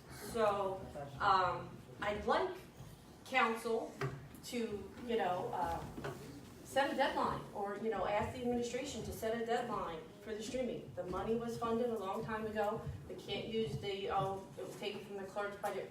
I know we allocated X amount of dollars, I don't have the number in front of me, I couldn't find it in my stack of papers, sorry. So, can we do that? Because it's amazing, after I asked about a deadline for the software, the next meeting we were implementing it. So the other question next leads to, has it been implemented? Is it working? Is that been taken care of? Or we're no longer using a PDF that we can't edit after the fact? Pet Point has been installed, and they're still working through it because there's a lot more windows than we need, but the documents are now being inputted. And can we think about setting a deadline for, That was part of what we wanted to talk to Mr. Flynn about. he thinks he doesn't have to appear. So my next question is a CFO update. I know there's a lot of back and forth. We have an interim CEO for a month. I'm curious. CFO, I'm sorry. Oh, we already have one. So CFO, what are our plans? Because I know in a couple of weeks, we're gonna be out of that 4-week window that you approved at the last meeting that I missed. Is it still being advertised? Are we at least having interviews if it's no longer being advertised? It's still being advertised, but. Where is it being advertised, so I can look it up, please? As I recall, I saw this, Mr. Guarino did it in the League of Municipalities magazine, or on their website. Mr. Del Turco's here has been here. Okay, the question is that the only place, Yeah. it's been advertised? I know there was some discussion, I was sick last meeting, but I was listening, that we were suggesting, to go to other possible, I know League of Municipalities is probably a very, very good resource, and probably the best resource, but have we expanded that search to any other type of engine that we could possibly do? Mr. Kenny and I talked last week about reaching out to other towns about shared services to get, just as we do with our health officer, do Exactly, reverse of that. and that was the question I would have had last meeting, because I think there's it was enough, brought up last there's week, enough too. CFOs that, you know, don't work full-time in a township that could to have the certifications that we could do this, because, no disparaging to the person that we have in the interim, that's not the question, but it's, you know, again, January 11th, we're still sitting on this. You know, budgets are coming up, you know, and then I'm sure we're gonna wanna have more capital spending and things like that. We need to be able to have certified people here on hand, not, oh, we have to wait until, you know, our CFO is here on Friday, or, oh, he can't make it this week, so he's gonna do 2 days the following week, so things get delayed. So, you know, this is a mess that was created by the administration, and it just seems to be dragging out longer and longer, and I think it's putting us at a lot of risk. Dave, on the shared services, do you have any luck so far? I haven't yet, but I will reach out, I was gonna reach out to Kevin Nowinski and Okay. a couple others. All right. You haven't yet? I haven't had a chance, I've been so busy with the budget and other things. Now, before we go to another question, since we're on this CFO thing, I had requested the vendor, what was it called? The vendor inquiry report for the mayor for last year, from January last year to now, March of this year, of anything that's been paid to her. I see that the PO last year of the $4,686.36 was paid to her. This is the one that the CFO raised concerns that he did not authorize that PO. That was signed by Rich Mulrine. I don't think that has been paid to her for the 2018. So why does this show up here? I'm not sure what you're looking at there. I I'll guess- show you what I'm looking at. You emailed me this.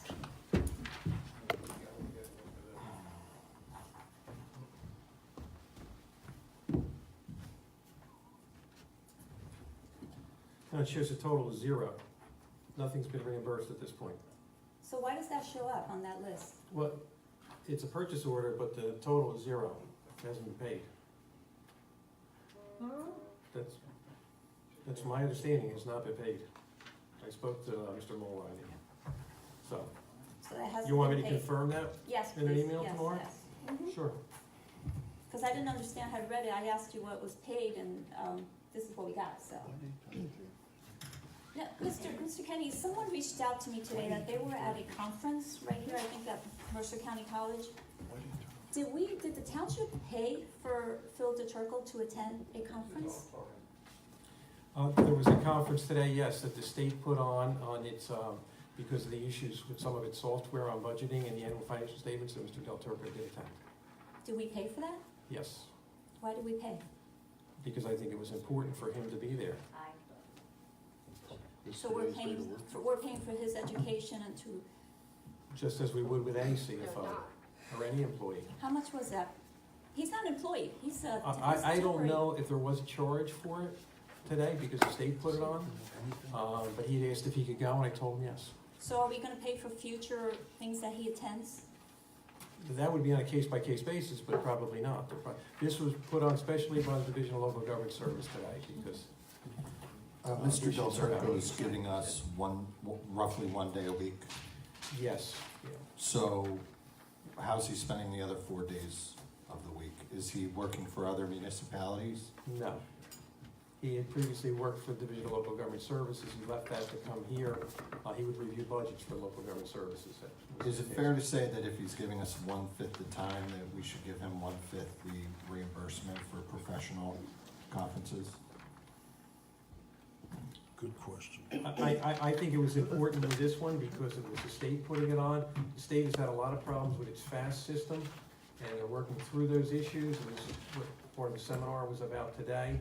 And then Mr. Del Turco was in this afternoon. We met with Mercadian, the new auditor, today, and he's been working on the budget. He's working on it from home as well, I know that. Just have one comment to add on my One comment. CFO. I have one comment. There is no CFO listing on the League of Municipalities website. So we need to follow up I gotta follow up Mr. and Guarino, 'cause that re-advertise was- and make sure it's there. What's that?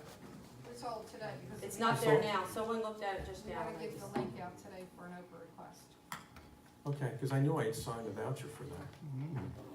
We'll get, It's not we'll on there get, right now. We'll get to it. Mark Van Wagner.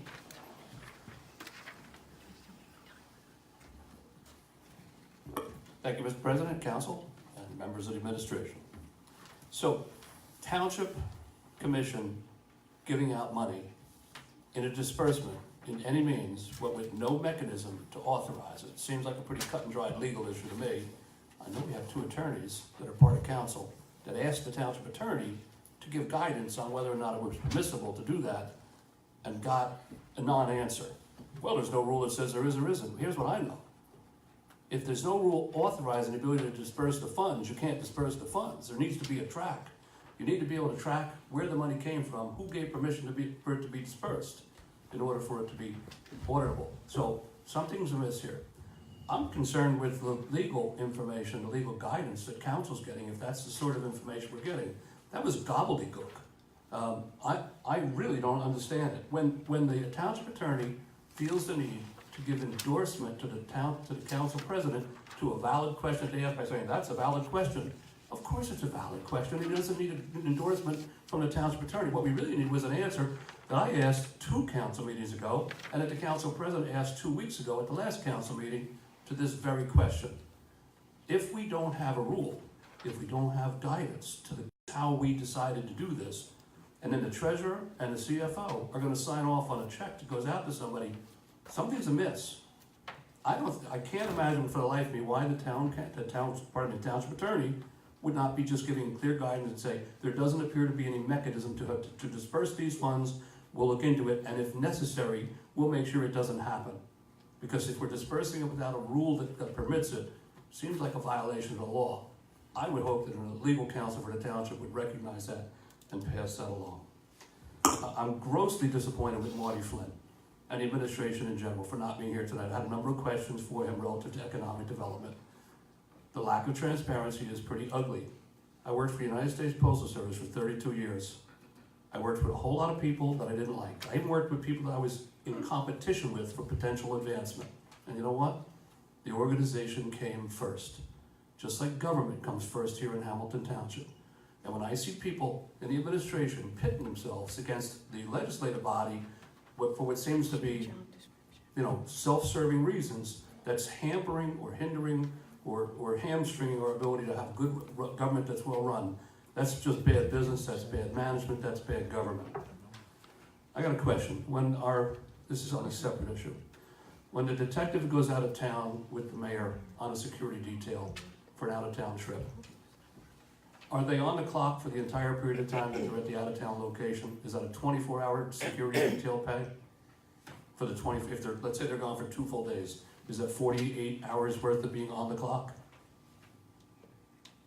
Mr. Kennedy, you know that, or? I'll have to look into it. I don't think so, but I'm not sure. I'm not 100% sure on that. Okay, I mean, I would like to get an answer on that, because I can tell you by my own calculations, if that in fact is so, and there were 3 out-of-town trips that the mayor took, and there was 1 detective that accompanied her, and they were simply on the clock for 24 hours, that's 144 hours. And by my numbers, the dollars that were quoted by the mayor, $15,000, equals about 195 hours. Now, even if all of those hours were just devoted strictly to the township security detail in town, that's less than 3 hours a week. That's less than 3 hours a week. When did council get individual security details assigned to them? That's an actual question. When did council members get actual security details assigned to them?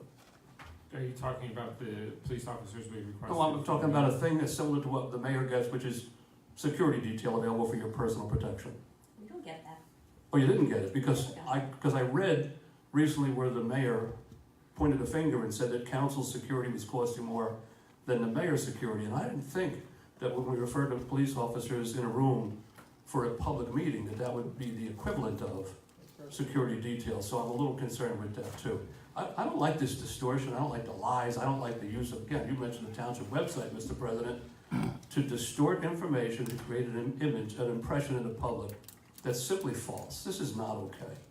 But I definitely would like an answer on the out-of-town trips, because I think we can all do the math on that one. If that police detective is on the clock, and I can't imagine that they won't be, you can't tell me I'm gonna go out of town to accompany the mayor, and you're not gonna pay me for the full amount of time I'm on that trip. That's 144 hours. That's if it's only a 2-day trip 3 times this past year. That's 144 hours. So, you know, again, and I think my time is up. Thank you, Mr. Mayor. Mr. President, I'd like for council to seriously consider putting a freeze on all travel by Mayor Yady for the remainder of the year for the nonsense that we've had to endure with this security detail issue. Or that everything is, her travel is frozen, and then it would have to come for council for approval on a case-by-case basis.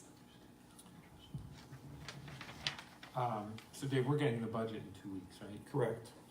All right, and in the budget, it goes over costs for attendance and For any conferences. conferences, yes. Right? Are there any in the next 6 weeks that are, Not that I'm aware of, I'm not, okay? I'm not aware of any conferences. Any in the coming remainder up. of the year, I'm sure there is. Well, I think in the remainder of the year, we can discuss that as part of the budget. But we already, all this was approved. That was in last year's, but now we have. Presumably, there's the Conference of Mayors in the summer, You know, potentially, I don't know whether she was planning on going, in the League of Municipalities and things like that, so. I really actually don't care what's in the budget or not. It's the fact that we've been stonewalled every single time, that we don't get accurate information when requested. She never gives a write-up as to what she learned when she goes. We're in the dark all the time. I think it's right to put a temporary freeze on the mayor's travel for the remainder of the year and leave it on a case-by-case basis to come before council for approval. I mean, I don't know how anybody else thinks, I'm okay addressing it during the budget, to see what's even being requested say- first. I'd be eager to address that as part of the budget process. Just to see, I don't even know what's gonna be requested. I just don't wanna get ahead of my skis here. This doesn't get ahead of anything. This is simply saying, nope, you played games with us, we're putting a freeze on it. It is similar to us requiring that the mayor let us know when there's an acting mayor, which we had to do because she just wasn't notifying us or the public ahead of time Right. when there was an acting mayor. So I think it's reasonable for us to look at that as part of the budget process. Oh, I don't know. I'm just sick and tired of the disrespect that comes not only to council but to the taxpayers and to the police officers who rightly so do not deserve to be put in the middle of this. And going back to that, since we're talking security, Mr. Ballant, you sent me an email just recently regarding, I had asked publicly, because the mayor made a statement that her hair was pulled, her leg was slapped, her blouse was torn open, she was thrown into a closet. And I asked you if she had filed any police reports or any complaints regarding that, and you said no. That came back as no. So the mayor is out there, was on the radio saying that, oh my God, everywhere I go, I get basically somebody's touching me or pushing me. So I need security, but it wasn't bad enough for her to file a complaint, which is bizarre. Those incidents occurred prior to the stalking incident that Prosecutor Onfried spoke about. It doesn't matter, it's the It fact that does matter. it does, what matters is the fact that she's saying she's always in jeopardy, in danger. So this woman back then was, I don't wanna say assaulted, because I don't find pulling a hair or something that's horrible, but, she didn't file a complaint. So she obviously didn't think it was that bad. I'm just saying, I want the public to know that I asked that question and it came back that she didn't do anything about that. Okay. Dan Aubrey, you're up next.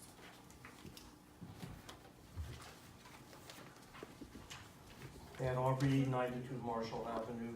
I have a different item I want to talk about, but the transparency is utmost, and the township is tarnished by it, and needs to stop. The Oprahs, the doors should be open. Get the information out. Simple as that. Just very clear. Keep it clean, keep it clear, and keep it civil. I have a different agenda regarding a topic I've spoken about before, basketball hoops. I have a piece of information I'd like to hand out. How do I do that? Shall I? You can just give it to Councilman Sherman.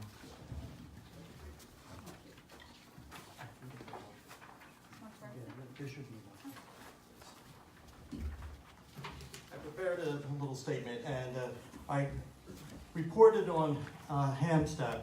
I wrote it, and I want to apologize because I was made some typos in there, and I usually try and get this done cleanly, but I was in a hurry to get it done yesterday morning before I went to work.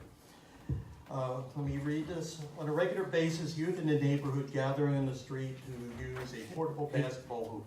Dan, I'm sorry, we got a request for council action from 2017, is that what? Yes, that's what I'm going to allude to Okay, in a minute. all right, I just want to make sure we're on the same page. And by the way, I live at 92 Marshall Avenue. I don't know if I said that. Yes, thank you. So they set up the hoop on the grass between the sidewalk and the curb. Recently, it started off with just a couple kids. Recently, it's grown to between 12 and 16. And while some are playing ball, others are not and are just hanging out. Yeah. Some are on bikes and circle the corner. The youth impede traffic and have taunted drivers. I myself had a boy on a bike dart in front of my car after I had stopped to get the kids out to let the kids move, and I'm trying to get in my driveway. I saw a boy do the same to a car the other day after the police. I had called the police to calm them down because they were out there yelling for several hours. It finally, in the dark, it was starting to get. At another time, boy was jumping behind my wife's car while she was backing down the driveway into the area where the youth were playing ball. I observed boys slapping cars as the cars slowly moved through the group and playing in the dark with cars turning around the corner. The other night in the dark, I noticed that something was lit and being passed around by the boys, presumably playing basketball. I'm not going to say it could have been smoking cigarettes, it could have been smoking something else. These are kids. There's no adult supervision. There's people in the house, but you don't see them. And neighborhood youths have been even showing up when no one is at home, putting up the basketball hoop and playing and commandeering the property. Last Monday, more than a dozen were out front at home when I returned home. They had a large television set out front, and they smashed it on the sidewalk. I gave one boy a broom to clean it up, and he took the remains and hauled it into the shrubs of a house across the street. Oh, God. The youth yelled, cursed, sometimes get into short fights that could escalate, used a basketball to smack the stop and street signs. With the street sign having to been repaired, I had to contact the physical plant to take care of a broken street sign. They sometimes have loud music playing, leave trash and plastic bottles on the street. I've been cursed and screamed at when I came home because I had to stop their game by trying to get into my driveway. I recently learned that my son was taunted when he was walking to the house and having the basketball thrown near him in a manner suggesting they were going to hit him, and then laughed at him because he was concerned. I have talked to one of the adults renting the property and told him it was getting out of hand, and he actually agreed, but did nothing. He came home the other night when the TV was smashed and said, "I don't want to deal with this." His fiance's son is one of the owner or the prime user of the basketball. I've called the police to report problems, but when they arrive, the youth either leave or calm down for the moment, then resume the behavior after the police leave. Family has a backyard, but they seem to prefer using the street.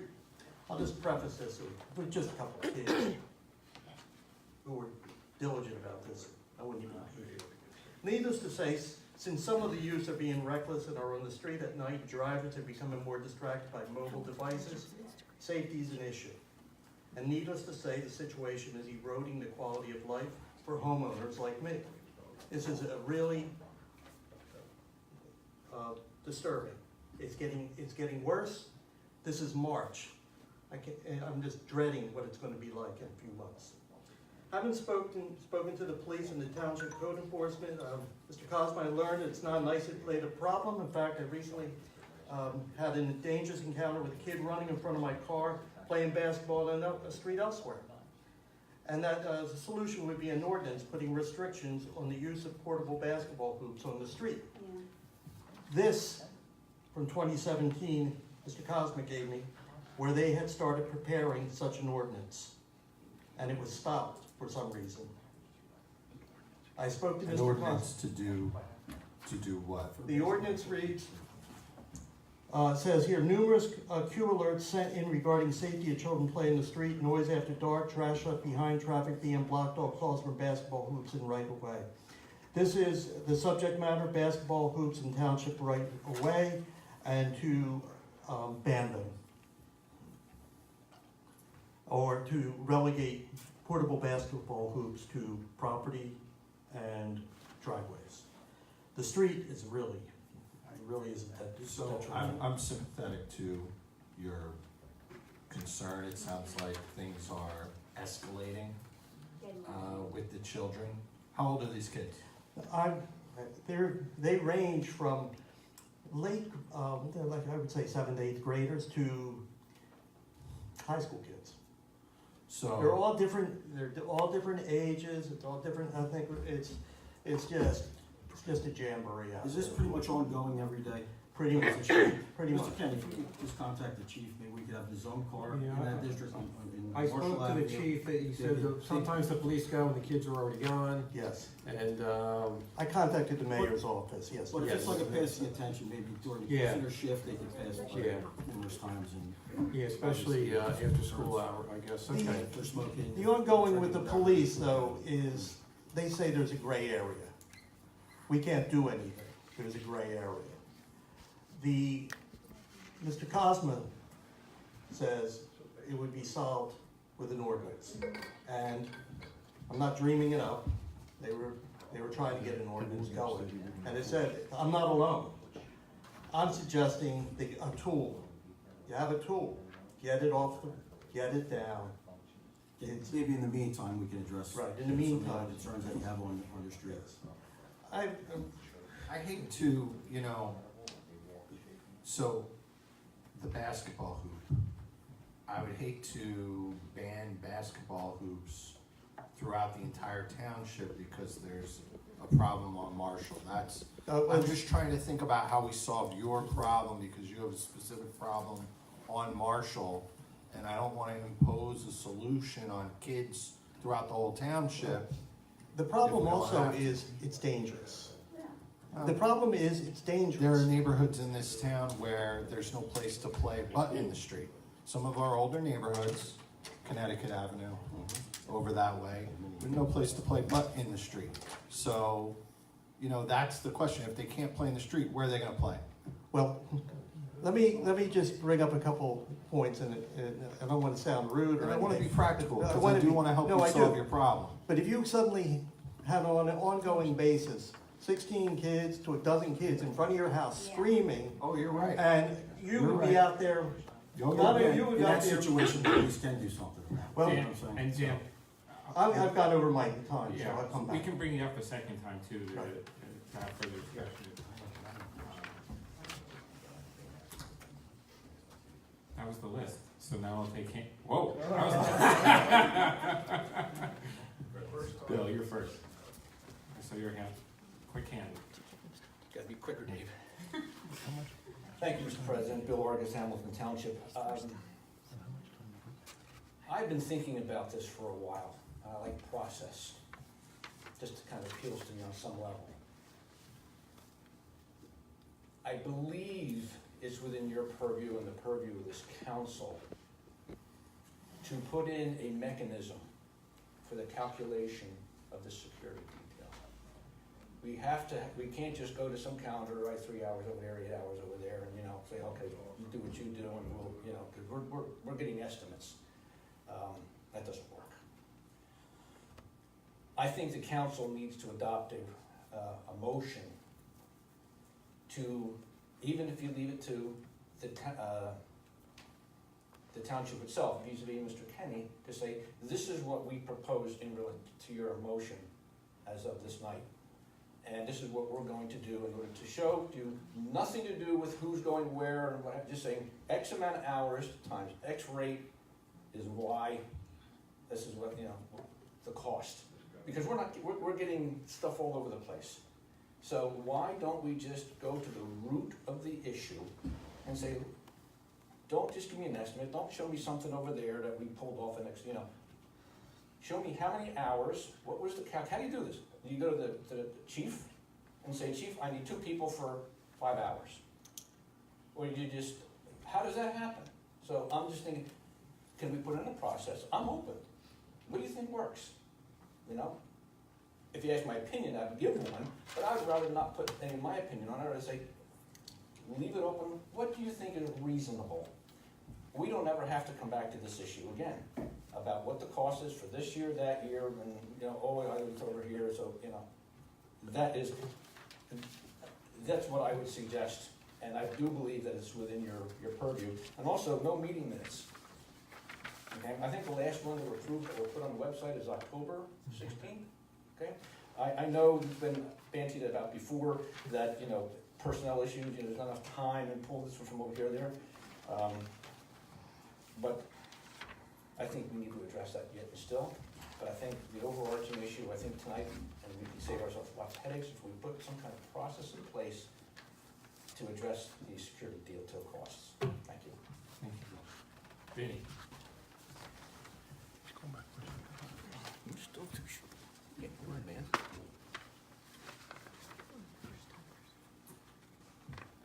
Vinnie Capodanno. Hey. Do you guys realize when a police officer's on detail, what it's all about? Do you understand it? Okay, you got somebody up here talking about how many hours? When a police officer goes on detail, he agrees, okay, to certain things. How do you know that? All right?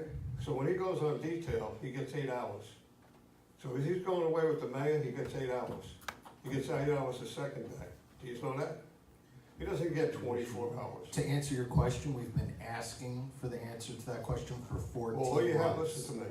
We've been asking for it for 14 months, so yes, we know that. We've been asking for that information for 14 months now. How do you know? How do you know it? I know it because She hasn't, the only thing she's put out, all due respect. I know it by talking to police officers. Well, I know something different. All right? That's how I know it, and I know it from being a councilman, okay, how to get the information. Also, you have a budget officer in the police department, and you got a chief. All you have to do is call the chief and the budget officer before you, and if you want to go into executive session and talk to the budget officer and the chief, go ahead and find all the information out. That's all. Find it out. You got people coming up here that don't know nothing. Okay, they're talking about all these hours. He doesn't even know what he's talking about. He's never been a councilman. He doesn't know what he's talking about. I'm just trying to talk to you. All right? Vinnie, we've called All right? the chief into executive session. Well, know what? If the chief don't want to come in, okay, which I doubt that he doesn't want to come in, you have to be a little firm. And you get him in there and you talk to him. And you talk to the budget officer. You'll find out what I'm saying, all right? Whatever that detective's doing, he's doing, okay, and he's agreeing to certain terms, right or wrong. He's agreeing to certain terms, all right? He's not getting no overtime.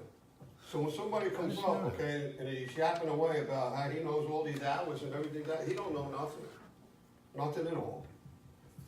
And the second thing I wanted to talk about, okay, is that I was very close to Barrett. And this is what I wanted to talk about the last time when you threw me out. You didn't give me my 3 minutes, all right? When Mo Ryan was up there, and I know Gilmore brought him there, and he rose through the ranks, I got a call from Barrett. And Barrett asked me, I want to promote him. I want him to be my second-hand man. I says, yes, what do you call me for? He goes, I don't want you and Kevin to put the hit on him because he's the mayor's brother-in-law. I said, I ain't gonna put the hit on him. What are you telling me? He goes, he's qualified, he's honest, he's just as good as I am, all right? And then out of nowhere, Barrett decides to throw him under the rug. So you can ask Kevin Meara the same thing, because I was called and Kevin was called, all right? Because they thought that we were gonna hit on him because he was the mayor's brother-in-law. I said, I don't care about that, because I know who hired him. So Barrett had extreme confidence in him. Extreme confidence, all right? Another thing. We get 5 minutes, we get 3 minutes. All right? There's a couple of you up there, no, there's one person up there, okay, that gets hours, taking away a lot of our time. If you're Right? talking about me, Oh, then yeah, say I'm it. definitely, Well, then I'm say talking it. about you. Well, then say it. Yeah, I'm talking about you, okay? You go on and on and on and on. Look at who's going on and on. Disrespectful. Oh, you don't like it? Ma'am, in the gray shirt, this is a warning for you. Throw all her right? out. You've been, You can warn me, that's fine. one more and you're out. Okay? Instigating, okay? And I've been keeping my mouth shut, but you're an instigator. That's my opinion. Okay, you instigate everybody. Then when everybody goes nuts in here, you back off. All right? I'm here 5 minutes and 3 minutes. That's what everybody's here, 5 minutes and 3 minutes. All right, but we got a councilwoman up here, okay, can go on and on and on and on and on. I don't like it. Thank you, Vinny. Do first timers, Inc.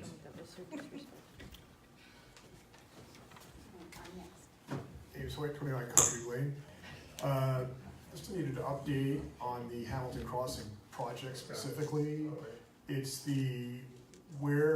how much money has been paid by the developer to the township for every unit. The way I understand it, Dave, that for every unit, $4,000 is given per unit for an open space fund. How much have we received so far? I'll look into it. And how much more do we expect? I'll look into it. There was some litigation concerning that. We're down to like 25% that's still due, I believe. And so it's still significant money that they owe for affordable housing and also open space. They had filed suit against the township some years ago. We worked that out recently. And the settlement agreement was being prepared. Sadly, Cliff Gibbons, our attorney on it, suffered a stroke. And I received, yes, and apparently a pretty serious one. He's in rehab, but an attorney from his office called me a couple of weeks ago to tell me he was gonna take it over. So we're trying to get that finalized. So how much has the developer paid out so far? I'll tell you what, I would make this short. Could we make a request to the council? Yeah, I can get that information. Can you give your email, Mr. Kenny? Can he Well, email it to you? Or? yeah, what I'd like to do is have actually just kind of an update by Mr. Kenny to the council. I think it's important that the council knows how much has been paid out and how many units total is the township expecting for that project. Based on the number of units, we can pretty much calculate what we can expect in total. And also, I would like to know, I think it's important for us to know how much has been paid out. And This is behind the train station. right, this is Hamilton Crossing. And I think the last figure that I heard, it's around 1.2 to 1.5 million. That's a chunk of change. That sounds in the ball, just for open space. Right. Yeah. Yeah, Okay. that sounds like, that could be. Can we have an update on that, Yeah, council, as if you know, I can make that request? We purchased a lot of open space. I know Rob Popper's waiting on a lot of money from Green Acres. Right. They're very slow at reimbursements, but. So could we have an update to the council on that? Sure, Dave, can you? I'll get you the numbers Okay, on, so Thank you. maybe by the next meeting, Yeah, well, council meeting. I mean, I wouldn't normally make this request, but it is a lot of money and it should, okay, thanks very much. Thank you. Marilyn?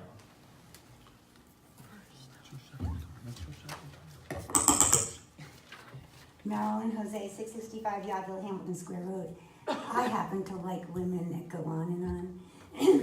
Number one, I want to make sure that I thank the clerk's office. Again, I have a class that I'm teaching on Tuesday nights, and so I've missed the first couple of meetings and came in to discover that one of my annoyances was fixed by stapling in the upper left-hand corner. I know some of us are very happy to see that. Number two, there's got to be some way that we are able to bring the different facets in Hamilton Township together. For example, walking through the Hamilton Library the other day, and I saw all kinds of art displayed on all the shelves, because the art program, the 3 middle schools and the 3 high schools shared their kids' star work. What a great way to combine the library and the school system. So what I want you guys to do in some way, if you don't want to make it a resolution, each one of you, please tell Anthony too, each one of you make sure that you send a little note to the school or to the kids to thank them for their artwork. We have to be bringing ourselves more and more together. The next thing that I want to talk about too is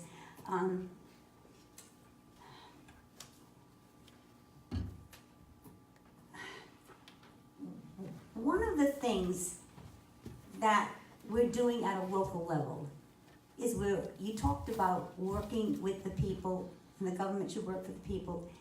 Instead, what we should be doing is thinking about people working for people. When you run for office, you run on a political platform.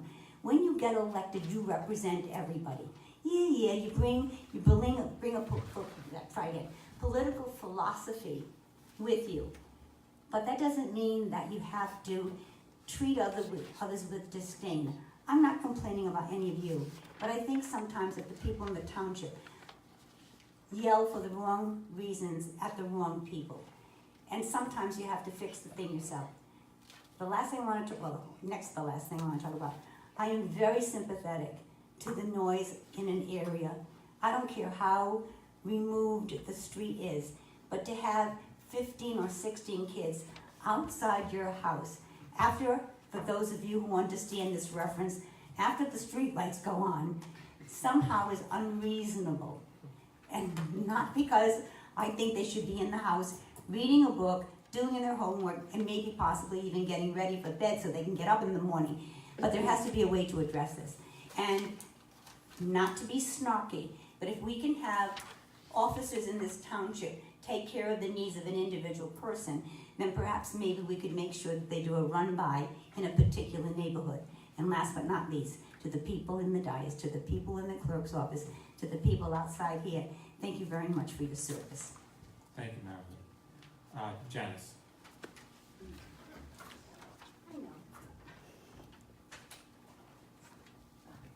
So nice to follow somebody short. Janice Glonick, 432 Trinity Avenue, Cornell I Heights. gotta start thinking about that in the future. Yeah, I know, because usually it's always like somebody like up there. I don't have to do anything. This is fantastic. Okay, I was talking to someone after bowling last week, and she was really upset about all these Oprah things. And so she's saying there was like 2,000 Oprah requests last year, which sounded like off the record to me. And this, that, the other thing, and that she says there's a group that just calls in requests just to irritate the people in the municipal buildings, you know. And I'm thinking, really, like they call like every day, or they call on 2 different emails the same day. And she was really upset about this. And I said, "Are you sure?" And then when I checked the numbers, it was 1,755 Oprahs last year. I cannot imagine 1,755 individual people coming and complaining. And then this year, when I was there last Tuesday, 48 days, there was 470. That is ridiculous. I mean, that can't be 470 different people. I'm sorry, this lady has to be right. That people are just calling in. I don't know why they hate these girls. They try to give them yajada and all this kind of stuff to follow this stuff, and they have no idea. 7 days is not enough. it comes out to 10 people a day. And if some of these things take an hour, all right, so you use up one whole person and a half of another person for one day, but you got another 10 coming in the next day. And this is our taxpayer dollars going down. I mean, if these people are doing this just out of spite, that is being really mean and nasty to people who are working in all these divisions and offices, because that's screwing them up. And for people who are waiting for things and they can't get it, who just normally request, because the Oprahs have to be done first, it needs to be more than 7 days. 7 days is too short, especially when you have to go to a different department and get the information and then come back and you gotta copy it and this, that, the other thing. It needs to be longer, and it needs to be, I sincerely hope if people are doing it just out of spite, they stop doing it. I mean, how can you do that to somebody you don't even know and cause them such yajada and meanness and everything? And plus, that's our taxpayer dollar going down the tube. And like if you say we order extra people, that's still extra tax dollars as well.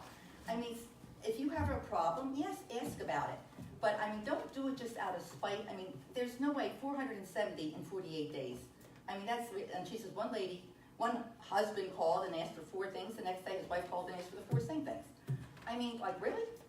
I mean, that's not really fair.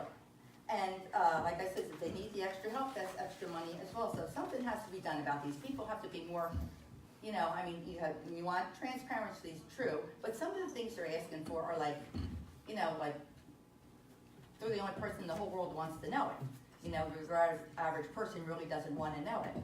And like I said, and then some of them come here and when you have to pay them because it wasn't going out on time. I mean, if you have all these requests coming in, there's no way you're going to get all of them out on time. And so that's taxpayer dollars as well. And some people get up here and they have like an attitude like, well, I got you. I mean, that's not really nice. I mean, I just don't understand how people do that. I mean, that's screwing the other 90,000 people who pay our taxes because we're paying for your money that you got from the Oprah things. So there needs to be more time or something on this. And people need to be a little more considerate in what they're doing, and I hope that they're not doing it just out of spite to double up, because I cannot see 470 different people in 48 days. That just does not make sense. And, you know, I knew the dog pound had a problem, and they finally fixed that all up, which is really good, you know, but still, that seems like nothing really makes them happy now. I mean, it was screwed up I'll agree that it was screwed up, but now they've got past all the inspections and everything, and so I would think, you know, things are pretty good now, but then every little thing they're Oprahing and, you know, trying every little tiny little thing. You know, sometimes I think you give each dog a feather pillow to sleep on, and they complained that it was made out of male duck feathers instead of female duck feathers. You know, I mean, you have to there's some reason to this, that we have to start thinking about the people who are working there, and really, if you really need the information, fine, but if you're doing it just to be spiteful, I sincerely hope they stop doing it, because that's not fair to these girls and anybody else who's working there. I mean, and it's the taxpayer dollar as well. And the other thing is, I know we had talked about it, I don't know whether it went through, that like when people sell stuff like on eBay or whatever, and they want to meet the person, did the Hamilton Township ever put a meeting place at a police station for them to do that kind of thing? Because had been brought up one time, that, you know, like when people go through the internet and... I think we got this question last year. Yeah, it was brought up last year for some department, because it was in the paper about how the police department had done it. They set up a spot with cameras and everything for people who I want to don't know sell if we stuff. did it. I'll raise that with the chief, because I know they do it they'll do it in the parking lot of the police station, things like that. Yeah, 'cause It that's was the brought thing. up last year, I remember that. Yeah, and I was wondering whether it had Yeah. ever been, you know, confirmed. Because it would be a good idea to have for people who do that Yeah, stuff, so definitely. nothing happens. Yeah. And then have a camera too, so just to watch. And have it designated so people know that that's the area. Okay? Thank you. And Janice, just so you know, the 7-day rules of state law. Oh, is that a state law? Yes, and our clerk's office does an amazing job. Yes, they do. We hired an additional person last year to help because of the issues there, so, we're continuing to try to move forward with it and Yeah, I mean, and because get a they're handle working their on little it. buns off, you know? And they need, you I don't know know. if I can say those exact words that you just said, but, they do a fantastic job. They do, I mean, and they're always very pleasant, you know, I came in there and they're always very pleasant, but I just feel badly that they're sort of like, you know. But it is a state law that says the Oh, okay. timeliness, yeah. Well, then maybe people could be just a little more considerate and go a little past the 7 days and give them a little shot to catch up. Thank you, Okay, Janice. thank you. It was Robbinsville that set up a Yeah, that's safe right. drop, I forget what it's called, but they set it up, I think it was last year. First It should be easy to do. Steve. You already took second time.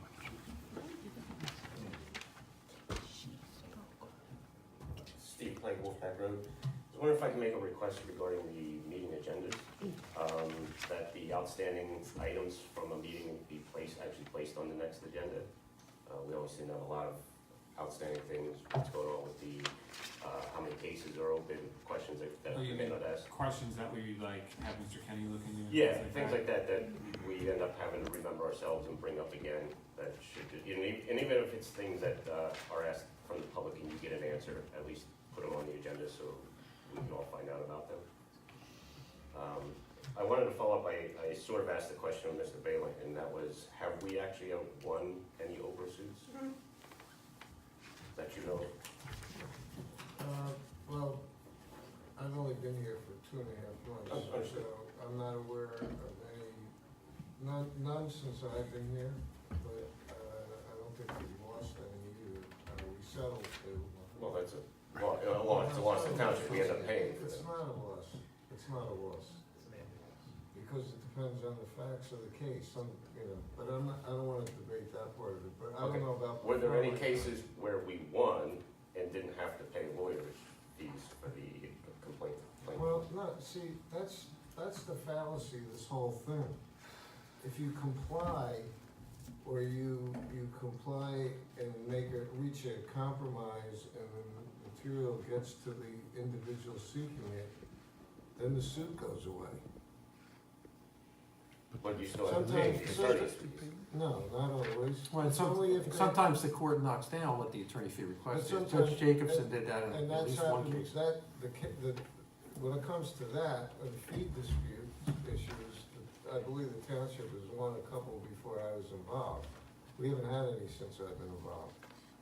Okay, I mean, But I'm also trying to say to you that there's claims that are made that we don't agree with, but we resolve it with the attorney or with the individual and get them the material that they're asking for, even though it may not be in a timely fashion. And some people are more understanding because we try to explain to them why we're not giving them what they're asking for in a timely fashion.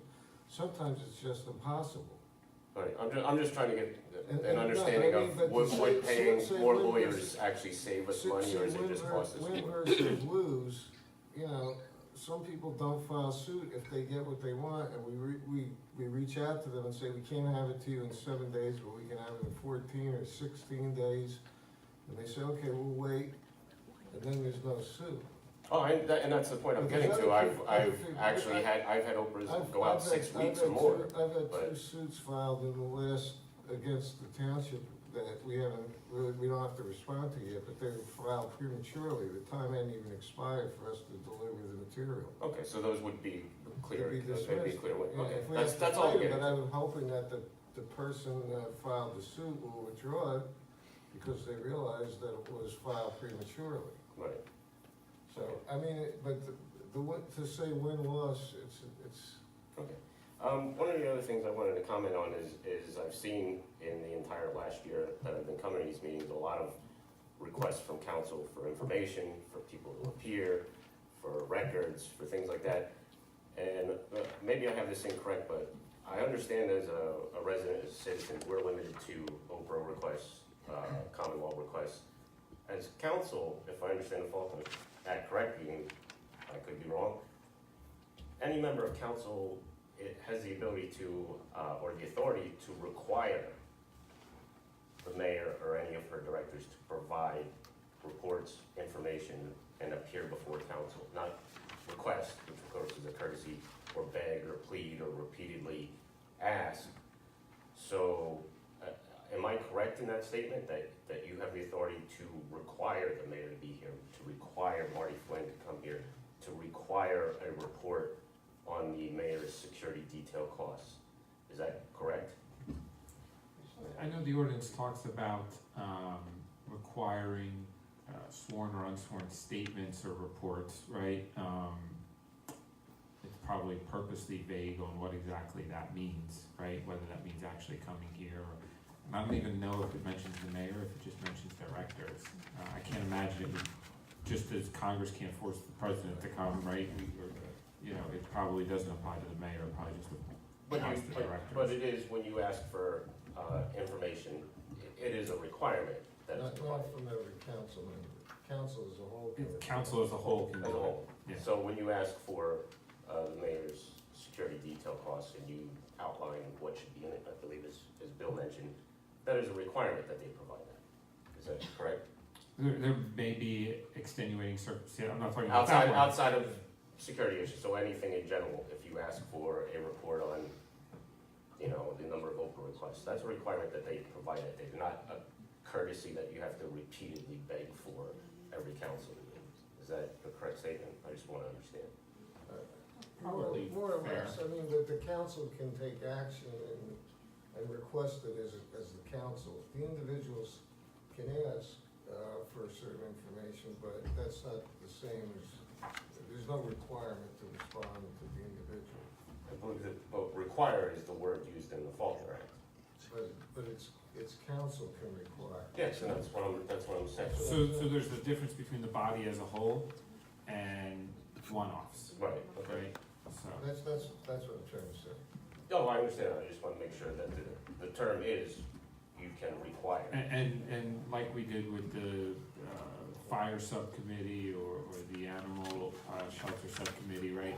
Those then take on, even though they're subcommittees, they take on, the production and things like that of the council body as a whole. But so council asked for Mr. Flynn to be here, that was a requirement that he show up.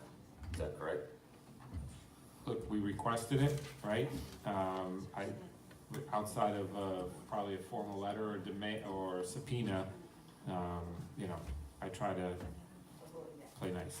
I understand that. It is a professional environment, but the end result is he should have been here. There was no reason for him not to.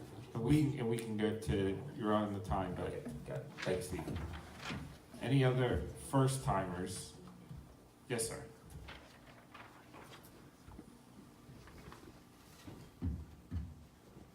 Brian Dumont, the most unknown street in Hamilton, Weller Avenue. A question and a comment. I've only been a resident of Hamilton for 13 years. And I have to apologize, this is only my second attendance at a council meeting. Welcome, sir. And I worked for another municipality in another county for many years. Been to many council meetings. And my observation and comment is, if the chief of police and the mayor were in attendance, so many questions could be answered right here. I can't remember a council meeting in the municipality where I worked where the mayor was not in attendance. Every one. But that was a small municipality. So that's my comment. Thank you, Mr. Dumont. Any other first timers? Second time. 3 minutes. Point of fact, all the Oprah requests and lawsuits that I've been involved in, I've given 2 extensions, total of 21 days. So the fallacy that the administration tries to paint is incorrect. 21 days there. Number 2. So on March the 1st, there was an article in the paper, it was a Friday morning, about a lawsuit that I filed on Oprah for the body cam. And post haste, Mike Cosma came out to my house to harass me. At the next council meeting, Mr. Kenny stood up and said, or sat down and said, he was the one that sent Mr. Cosma out, and it was based on a phone call that he got a complaint. Next day, I filed an Oprah request because I can't believe anything that Mr. Kenny says. And Friday, I got the answer that said, in reference to your Oprah request submitted to this office, please be advised that there were no responsive records in regard to a call for an inspection on March the 1st, 2019 by Mike Cosma and at my address. So Mr. Kenny's again painted a bad picture. He said he got a call, there was no call. Next point, we don't have to belabor Mr. Kenny's false statements. Next point. I didn't say there was a call. Next, Today, my a time, I only got 3 minutes, All my right, time. I know you my time. like your version of truth. Of course, yeah, my version of truth. Yeah. Truth, Mr. Doublespeak. Mr. Capadonna just came up here and he made some statements that are blatantly false. He said he spoke to Mr. Barrett when he was on council, and he said he and Mr. Mara spoke. No, not when I was on council. Who's talking? Continue, Mr. So, Anderson. and he spoke to Kevin Mara when they were on council. Well, he was on council from 2000 to 2004. Mr. Mara was on council from 2008 to 2016.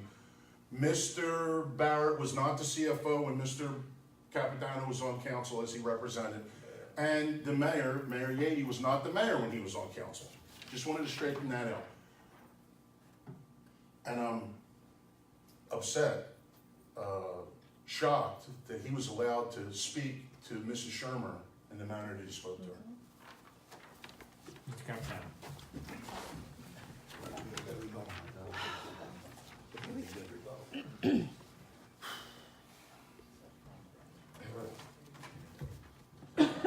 Vinnie Capitano, Mr. Know-it-all, okay? We're gonna allow insults in the chamber, Mr. President. Mr. Henderson. Mr. Know-it-all, okay? I wasn't on council. I spoke to Barrett, okay? I met Barrett through John Benzavengo. All right, so Barrett was up there, and I spoke to him. So he don't know what he's talking about like usual. All right, he just comes up here, he twists everything, he turns everything, and it makes it look like he's so honest. All right? He's probably one of the most dishonest people in Hamilton. With the discussion part, what were you referring to with the Economic Development Committee or Commission? What donations were you talking about, to who? So, for the mayor's state of the township, that's scheduled for tomorrow, she said a portion of the proceeds would be donated to a charity. One of them was Recovery Advocates, one of them was City of Angels, and I can't recall the... Paul Ressler's group, I think it is. Okay.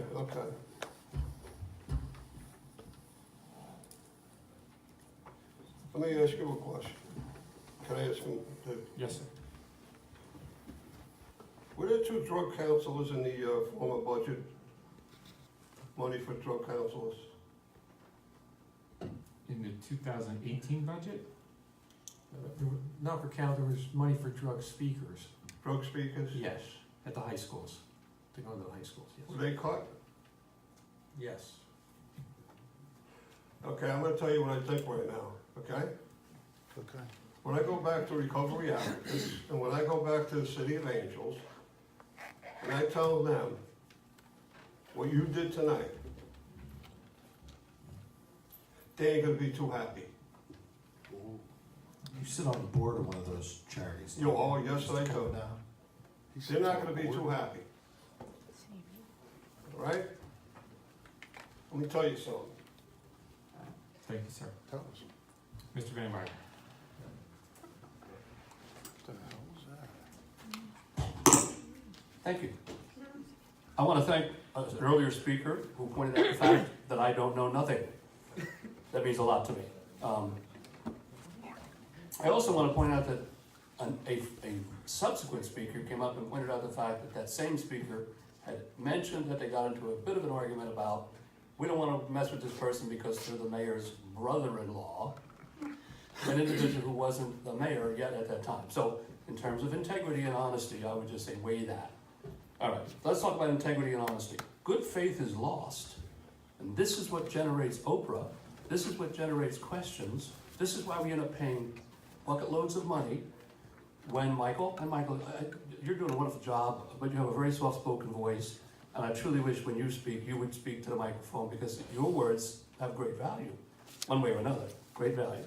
However, I will make a better effort. I thank I'm you. just not used to having a microphone in my face. we need to get a lapel mic. It's not win or loss, but it is a loss every time we pay money that we could have avoided. And if we violated the law because we didn't provide what was requested within the constraints of time that the law requires, then we're basically already in a liability situation, and we're hoping that we have the good wishes of the individual that filed it to not engage in a lawsuit. Or if they did engage in a lawsuit, that they're not worried about the attorney's fees they may have encountered. So I'm not saying that each and every instance would be once we exceed the time frame that we're light, we have a contingent liability for money, but it sounds that way. And in some of them, we haven't been for time issues. You can continue, sir. I apologize, I didn't know we had a. You can continue. Yeah, thank you. So again, I want to go to that issue. Oprah needs to be met within that time frame, and if we weren't at war, that's what it feels like. The administration is to some extent at war with the residents in an attempt to get legitimate and truthful information. $15,000 for the mayor's security costs are nonsense, and we all know it. And of course it's going to generate Oprah requests because it's built out of thin air and it doesn't even make sense. And it's those kind of responses and honesty and integrity. So David Kenny had told council that you have an opportunity to interview a budget officer before the appointment. No, you weren't entitled to it, but he offered it. He said it was going to happen, and it didn't. So we didn't have honesty. We didn't follow through on our word. We had the same issue with the CFO. Yes, you'll have an opportunity to interview the CFO. We had to make the interim emergency appointment for the 30-day period, but in 2013, Dave Kenny sat on council, and he and his fellow council members interviewed the CFO before they were appointed. They're not even granting the same consideration that they themselves were given when they sat on council, and they're not being honest.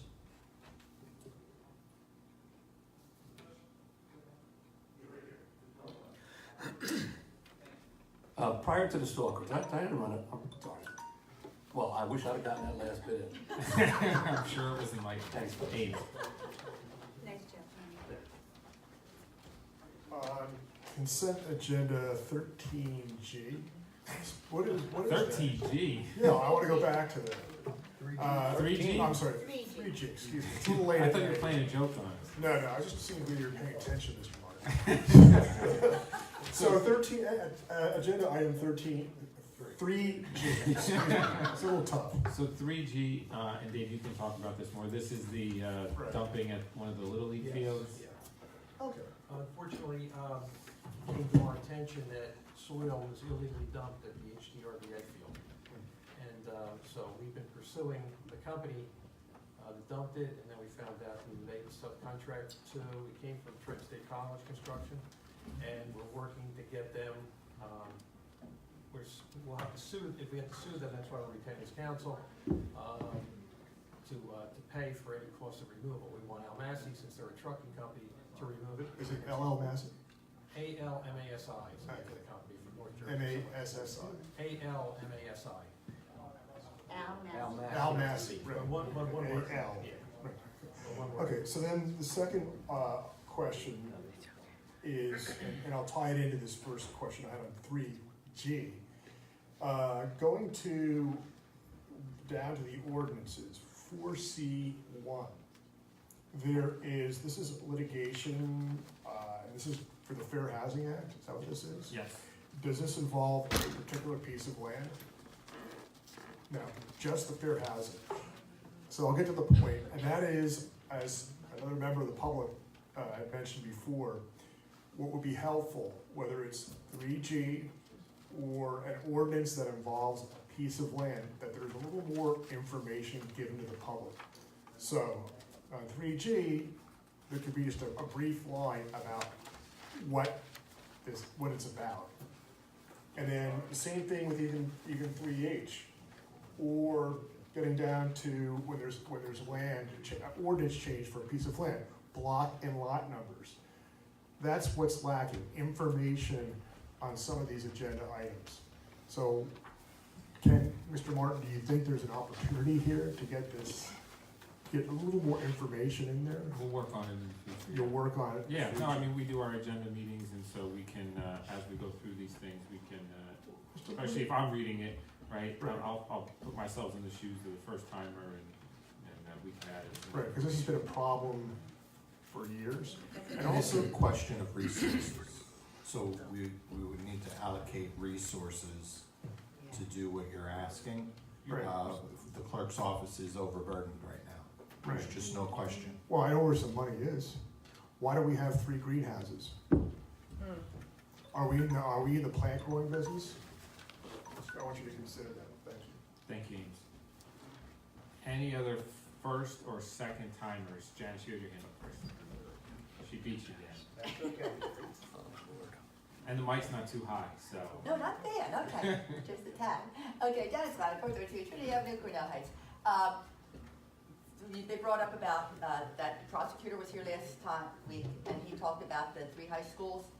Did they set a time, or are you gonna let us know? Because we got the dates, but they did not know what time they were going to have the meetings, because one was at West, one was at Steiner, one was at Nottingham, and it was open to anybody. I know the school people would probably get it, the high school people, parents would probably get it, but I mean, the average public, if we wanted to go in just to hear about the opioids and all that stuff. The prosecutors' town halls? Yeah, right. These are the ones. But they were for us, Angela weren't they, but talked you go about. called Hamilton Town Halls? Yeah. We're gonna pull those up for you. We'll give you the dates before. 6 to 8 p.m. It's on the Hamilton It's on the school, the Hamilton Township Board of Education. 6:30 they start. 6:30? Yes. Okay, Yep. thank you. It doesn't give an end time, but 6:30 they Well, I don't start. care about the end time. And you have the dates? Yeah, I have them, because he gave me last time, it was the 13th and The April 9th, April 23rd, April 9th is West, right, 23rd is Steiner, and 25th is Nottingham. right, okay. Because I wrote that on my calendar, but I had no time. 6:30 it says for all. Gotcha, thank you. You're welcome. Dan, you're the follow. Dan Aubrey, 92 Marshall Avenue, just continuing with the discussion on the basketball proposal for an ordinance. I'm not big on saying get rid of them all. That was it, but that was suggested by the code office. Because I had come in with, I started looking what other townships did and was trying to figure out some equitable way. But when you have a person who says, and I'm not going to get into revealing who they are, but when they say, his grandfather bought him that net and he will use it anywhere and anytime he wants. We got a problem. And when the police come and say there's a gray area, and when there's no ordinance, or there's no law, we got a problem. And the problem is stacked against me at this point and other homeowners, although they won't say it, but I know my neighbors don't like it either. And they don't come out to meetings and they're not demonstrative for some reason. But you need a tool. You need a tool when things get out of hand that could say, it's gotta stop.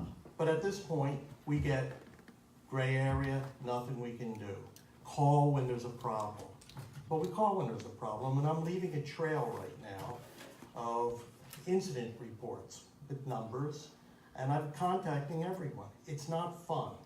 It's dangerous, and it's not a positive thing for the neighborhood, because we're getting kids from all over the region coming in, and they're being destructive.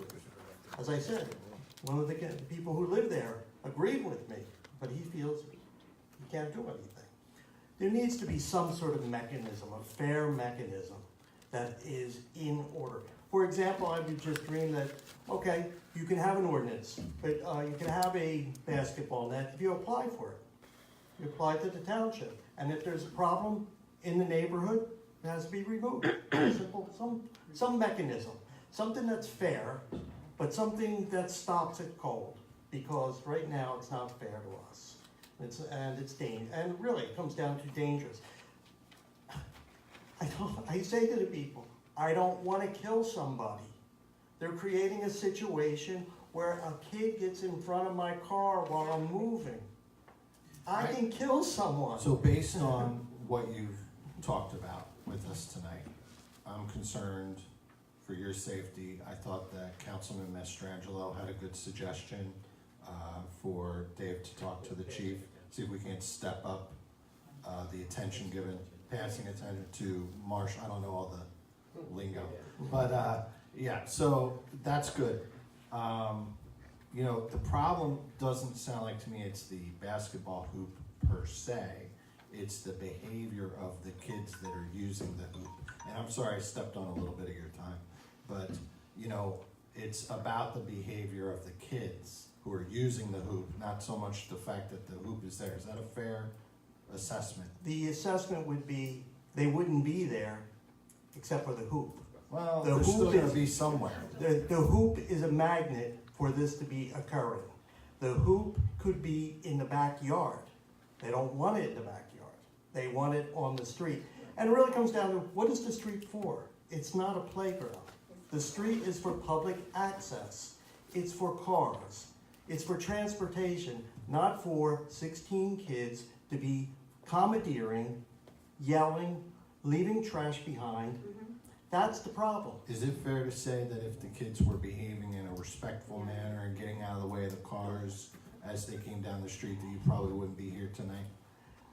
That's not necessarily true, because there are cars speeding around the neighborhood, and it's a dangerous situation. It is. Well, that's a different problem. Well, but the problem is, the cause and effect is a basketball, portable basketball hoop set up in a manner where the street is the court. And it can be a busy street there. And people are not paying attention.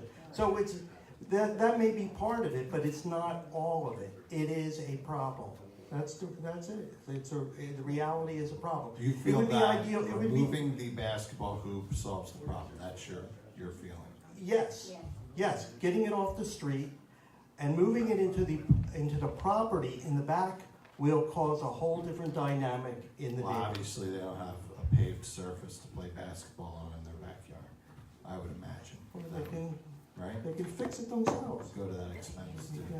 Now, listen, one thought that I had was, have we ever imposed curfews in the township?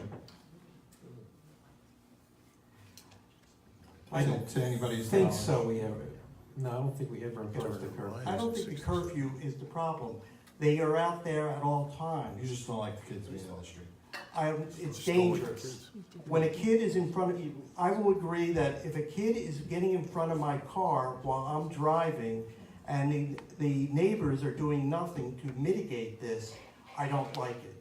It's not that I don't like kids. It's not that I don't like basketball. I think the entire situation is questionable, and it brings up a lot of problems, and it's dangerous. It's a quality of life issue at this point, and really, what is the street for? The street is not for basketball games. It's not designed for basketball games. We know there's a tradition of that happening, and we know that there are manufacturers that create products that allow this to happen. But we can't. You look at it and go, well, it's not a healthy situation. It's not helping anyone. The only one that's helping is a bunch of kids who get out there and they're screaming, yelling, and doing whatever. I wouldn't care if they were somewhere else. I don't, but it's a mixture of annoyance, danger, disrespect, quality of living. It's got a number of points here. And no one's going to stop it because it's a gray area. We gave you a little extra time. Yeah, I just wanna let you know, I understand your concern. I agree with you that there's a problem. I'm just trying to think of different ways that we can solve your problem. Well, it's also, but it's a bigger problem. Thank you, Dan. Okay. Anybody else, first or second? Yes, sir. Justin Williver, 17 Ellisdale Road. So the first thing, I know y'all mentioned a curfew, and I'd like to shoot that down right now. No, to be honest, because right now, I'm only 17, so I don't know what age you would make it to or whatever, but I currently have to be out. I'm actually taking a drizzling class, and that keeps me out 12 o'clock at night covering stuff. I'm going for Eagle Scout, all types of stuff. There's no reason for me to stop doing what I'm doing because a couple of little kids want to be playing in the streets. So that's the first thing. Second of all, just another quick question. This is actually Mr. Kenny. I'm trying to figure out how come through this whole night I haven't heard an honest answer. All I've ever heard is I don't know, we'll get back to you, and something to the point of that's just not our issue right now. Also, part of that, you guys are overloaded by operas. If we got information here tonight, right now I'm thinking of a lot of stuff. Security details come up a lot. We're talking about, what else is there? Just all types of stuff that we can see. The contract, stuff like that. If we had the info coming from you right now, we would not be submitting 10,000 opera requests to the clerk's office for them to answer and get overloaded with. Well, I don't know what you're referring to, but I oversee a budget of $105 million with over 600 employees. And I don't pretend that I or anybody else could ever tell you every fact and figure about this township. So. No, while you may not be able to, if you're in the private industry, let's say Apple's CEO Tim Cook, for example, he knows how to break down. He oversees a lot more budget than y'all have, a lot more. And while he can't be able to tell me what iPhone I sold, what iPhone this Apple store sold, he's able to oversee more stuff, and he gets it done a lot better.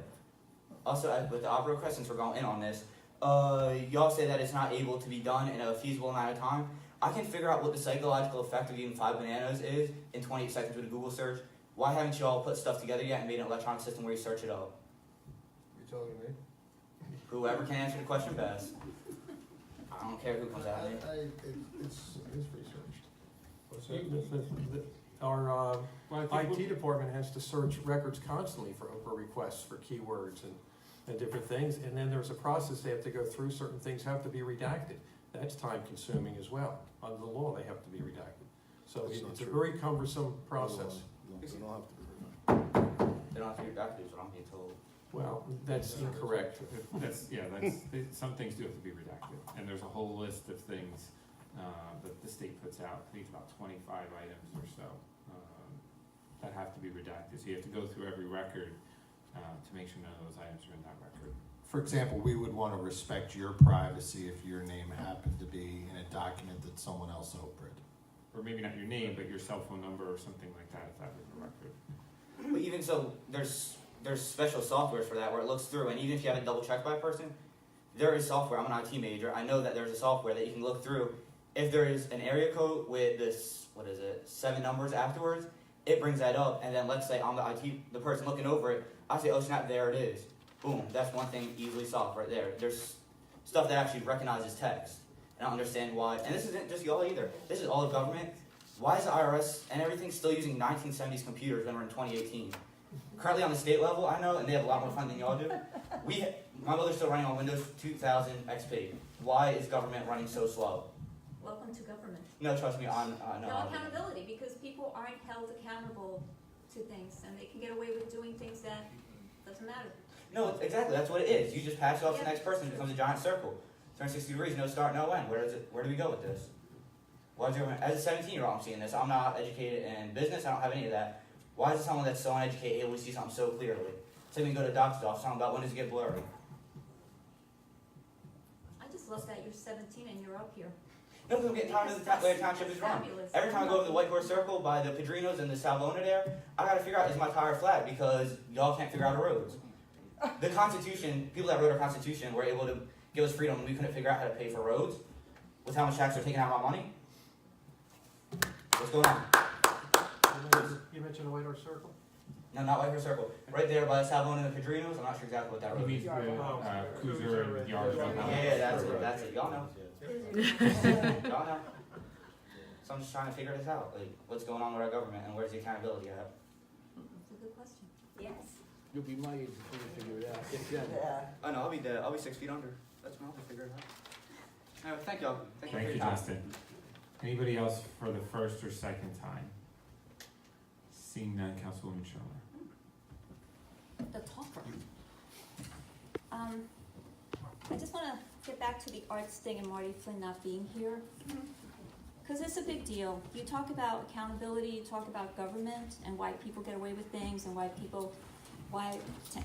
we could be a little messed up. I just want to be very clear and so that everybody understands that on February 13th, I sent Marty, copied Dave Kenny, Jeff Martin, and another person, just saying, I want to sit down, I want to meet with you to discuss with the commission, one which would include web presence along with other needs. Not a big deal. I mean, he is the IT director, right? And we do need web presence, and we had a bunch of social media questions too, and just how to handle it, how do we go about it? Just really good questions. Jeff Martin right away gave me some dates. I had to send another email to Marty to provide dates, which I didn't get. And it went back and forth. Tried to get Dave involved, and on it went. And then I got a tremendously long email from Marty lecturing Jeff Martin and myself on Faulkner and all that nonsense. It is, Dave, and this goes back to you and the mayor. It's incredibly frustrating when we're trying to do things that would really help the community and things that the community want, and we get resistance. This is resistance. The fact that Marty last minute decides that he wants to be rice notice, and the fact that I sent you an email and had to send another email asking for an answer from you, and I never got an answer from you, is not acceptable. That's just not acceptable. It's not even courteous. I mean, it's completely unprofessional. So I do have a big problem with Flynn not showing up. I did call the mayor when I was sitting up here because I'm sick and tired of her too, every time she's out there speaking, saying she, mayor, I go out, mayor, and everybody's talking to her, and she's, has an open door policy, but she can't even respond to an email that's sent by council. She doesn't even respond to you, the residents, who would like to see her, to ask questions. We have major issues in this town. We have a budget coming up with no CFO. We have a lot of issues, and I am not even frustrated, I'm actually quite angry, and not even disappointed, because I'm not surprised that Mr. Flynn chose at the very last minute to not show up. How am I supposed to move the commission forward when I can't get answers? And you're copied on everything. I don't expect to remember every word spoken or typed. But I just also want to let everyone know, because Marty is the Director of Economic Development and IT and all that stuff, and he provided to us his annual report. I went through this tooth and nail. I have comments, I have questions. I even did a word search. There is no mention of arts culture, the district, nothing that has to do with art in this report. For 2019, arts is mentioned nowhere. So I guess this doesn't fall under him then. But he interviews people that are interested. He interviewed members of the commission, but it doesn't fall under his purview. It's pick and choose around here. And Dave, you've sat on this side. You must see how frustrating it is to try to look, the mayor doesn't have to like me. I don't have to like her. I don't have to like you. You don't have to like me. It's fine. But we should be able to work together to get things done that benefits the resident and the township. And what I keep coming across is roadblocks to getting things done, to getting answers. I don't want to have arguments or fights or back and forth with words. I don't want to do that. It's very exhausting, and it gets nowhere. I want cooperation. I just want cooperation. I'm not asking for a lot. And when you sit at the table with all the members at the Art Commission, they're really great people. I mean, it's insulting. You can insult me, you can say I'm this and that, I don't care. I've been dealing with this a long time, I can deal with it. But not to the members not to the members of our town. That's just not right. I don't even know how to address this with Marty Flynn. Marty Flynn should be ashamed of himself. He should be ashamed of himself. The mayor should be ashamed of herself for not wanting to come in before anybody. But she's going to get in front of everybody tomorrow and talk about how great the town is and how accessible she is. Complete hypocrite. I know that the state's having issues with the system, and that's fine, but the annual financial statement should be done. It should be filed tomorrow. The state has answered our issues that we had with their FAST system, and I understand it'll be filed tomorrow, so I can forward copies to everyone. Yes, that would be great. And when can we expect the budget? For the next meeting. We want to introduce it next meeting. So we get it right before the meeting? Most likely, since it's just the introduction. And then Council President Morton had given me a list of dates for budget hearings, so we're lining up all the directors, and I'll get that information out to you as to who on what dates. Okay. So the State of the Township will stream tomorrow, right? Will stream? Mr. Martin keeps Here, closed circuit here. Closed circuit here, yeah. Okay, so if people wanted to come here and listen to it, they could, right? And then it's going to be posted on the website? That's what I understand. At some point thereafter, it'll be posted on the website. Mr. Ballin, I have a question for you. Okay. Regarding the mayor putting out statements on the taxpayer-funded websites, which we've always had issues with her doing. She's done this before with the animal shelter. That legally, you cannot use taxpayer-funded website to be promoting your own, what you call facts and then estimates. I'm just having a hard time with I'm not accepting the fact that the mayor can use the township website as she wishes to attack council, because that's what she's using it for. Legally, I don't know what could be done. Ethically, it's not correct. Mr. Kennedy, somebody needs to discuss this with her. I mean, I don't appreciate her doing, she's always attacking council because, you know, I just don't, I don't know. I'm just, you know, when people sit up here and you wonder, you wonder why this 17-year-old comes up and wonders what's going on. You cannot lead a town that you consistently hide from its residents, and you consistently can't work with the governing body. It can't function like that. It can't even continue like this. This township cannot continue the way it's continuing, because let me tell you, nothing is getting done that should be done. And you, all of you, myself included as a taxpayer, deserve a lot better. So thank you for coming out tonight, everyone, and thank you for being here like always. Thank you. Thank you, Councilman DeShanto. I want to thank everybody for coming out. I guess Mr. Kennedy, with this security detail, we could find out how they came up with that number of 15,000. I'm sure it didn't come out of the sky, but whether it came from the department or whatever, we can look into that. The Oprah request, Janice, you had a very good point. Yes, we want to be transparent, but the number of requests coming in, what it's costing the taxpayers, adding somebody to the clerk's office and other people in other departments doing over requests, you gotta know some of it's political. You gotta know that. I mean, come on. I mean, what's funny about that? I mean, come on. You saying it's political, that's what's funny about it. He was, excuse me, he was addressing me, Mr. President. Well, We don't need any comments from the crowd right now, right? Anything on the fire negotiations? You guys have a meeting recently or anything going on? No, we had to postpone our most recent negotiation session. We have a new date coming up. Come out? Okay. All right. Thanks. Nothing else. Have a great night, everybody. Thank you, Councilman. Councilman Ty? Thank you. Mr. Kenny, why was it necessary to postpone the last negotiation with the firefighters? I had a conflict that arose. Okay.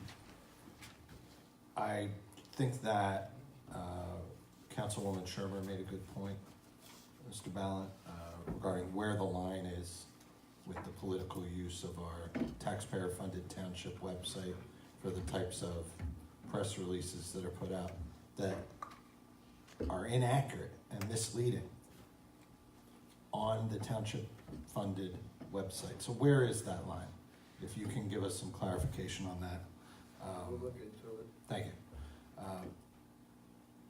Mr. Kenny, we previously requested, before we agreed to hire him, we asked to meet Mr. Del Turco. Yes, and I think the request recently was for a couple council people to meet with Mr. Del Turco.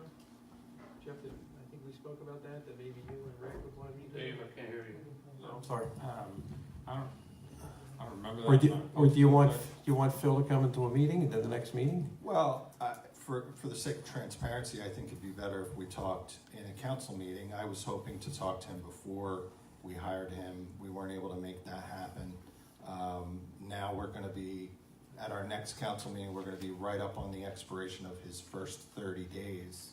And I'm assuming you're going to be asking for another 30 days. So yeah, I'd like to talk to him. I think we ought to do it. Do you want him to come to the meeting, or would you like me to just have him call each other? I would like for him to come to the meeting. Okay. Well, I mean, I don't want him to come to the meeting and then that day we're getting rid of his contract and That's true. doing a shared service. That's true. Too. That's a good point. So, I mean, that's the thing. We're pressed for time.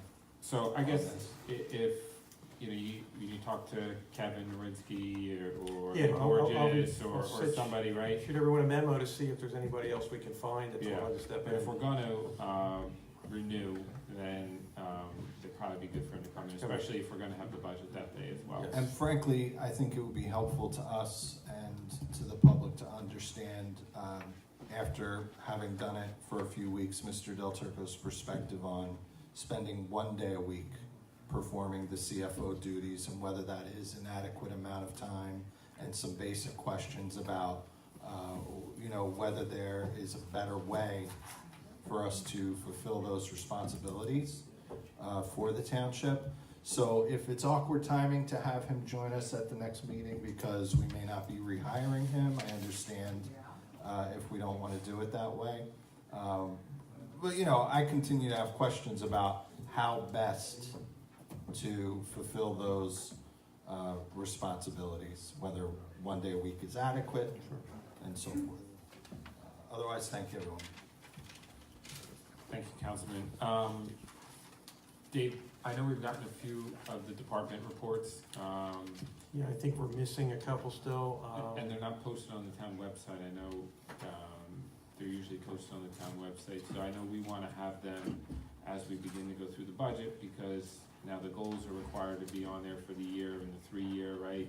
So we can kind of foresee what people are asking for and why they're asking for it and stuff like that. So if you can ensure we have all those, I think we have a handful, but I think you're missing a couple right now. yeah. I haven't seen them yet either, so I'll follow up on this. Perfect, thank you. A bunch of announcements. Trenton Waterworks is having their town hall hearing a week from tomorrow, March 27th, at Grice Middle School. I think that's at 6 or 6:30, if I remember correctly. I think 6. Yeah, if we can ask maybe Dominic to put out something, maybe. Yeah, I'll put another announcement out, Yeah. sure. The next night, March 28th, Aqua is putting in a rate increase with the Board of Public Utilities, and I know I've talked with somebody from Aqua about getting that lowered. I know the mayor has as well.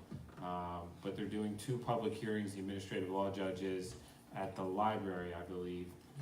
One at 4 o'clock and one at 5:30. That's a week from Thursday, March 28th. So you have a lot of water hearings to go to if you want to go to them. March 30th, the Mercer County Improvement Authority is doing their hazardous waste disposal over on Lawrence Station Road. Our next council meeting is April 2nd. And going back to Mr. Flynn, Councilwoman, do you still need him to come in about the arts and cultural stuff? Do we have to? I know we asked him to come in at the last meeting. He had a family obligation, so that's fine. And now I get the email at 4 o'clock today that he's not coming today. I mean, my frustration level is just as high as Councilwoman Shermer's, that maybe don't show it as well, but,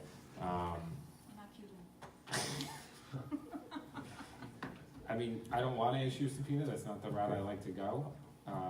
I will talk to him and I'll tell you whether we need a subpoena or not. Okay. Okay? All right. All right, thank you, everybody, have a great evening. Thank you. Justin?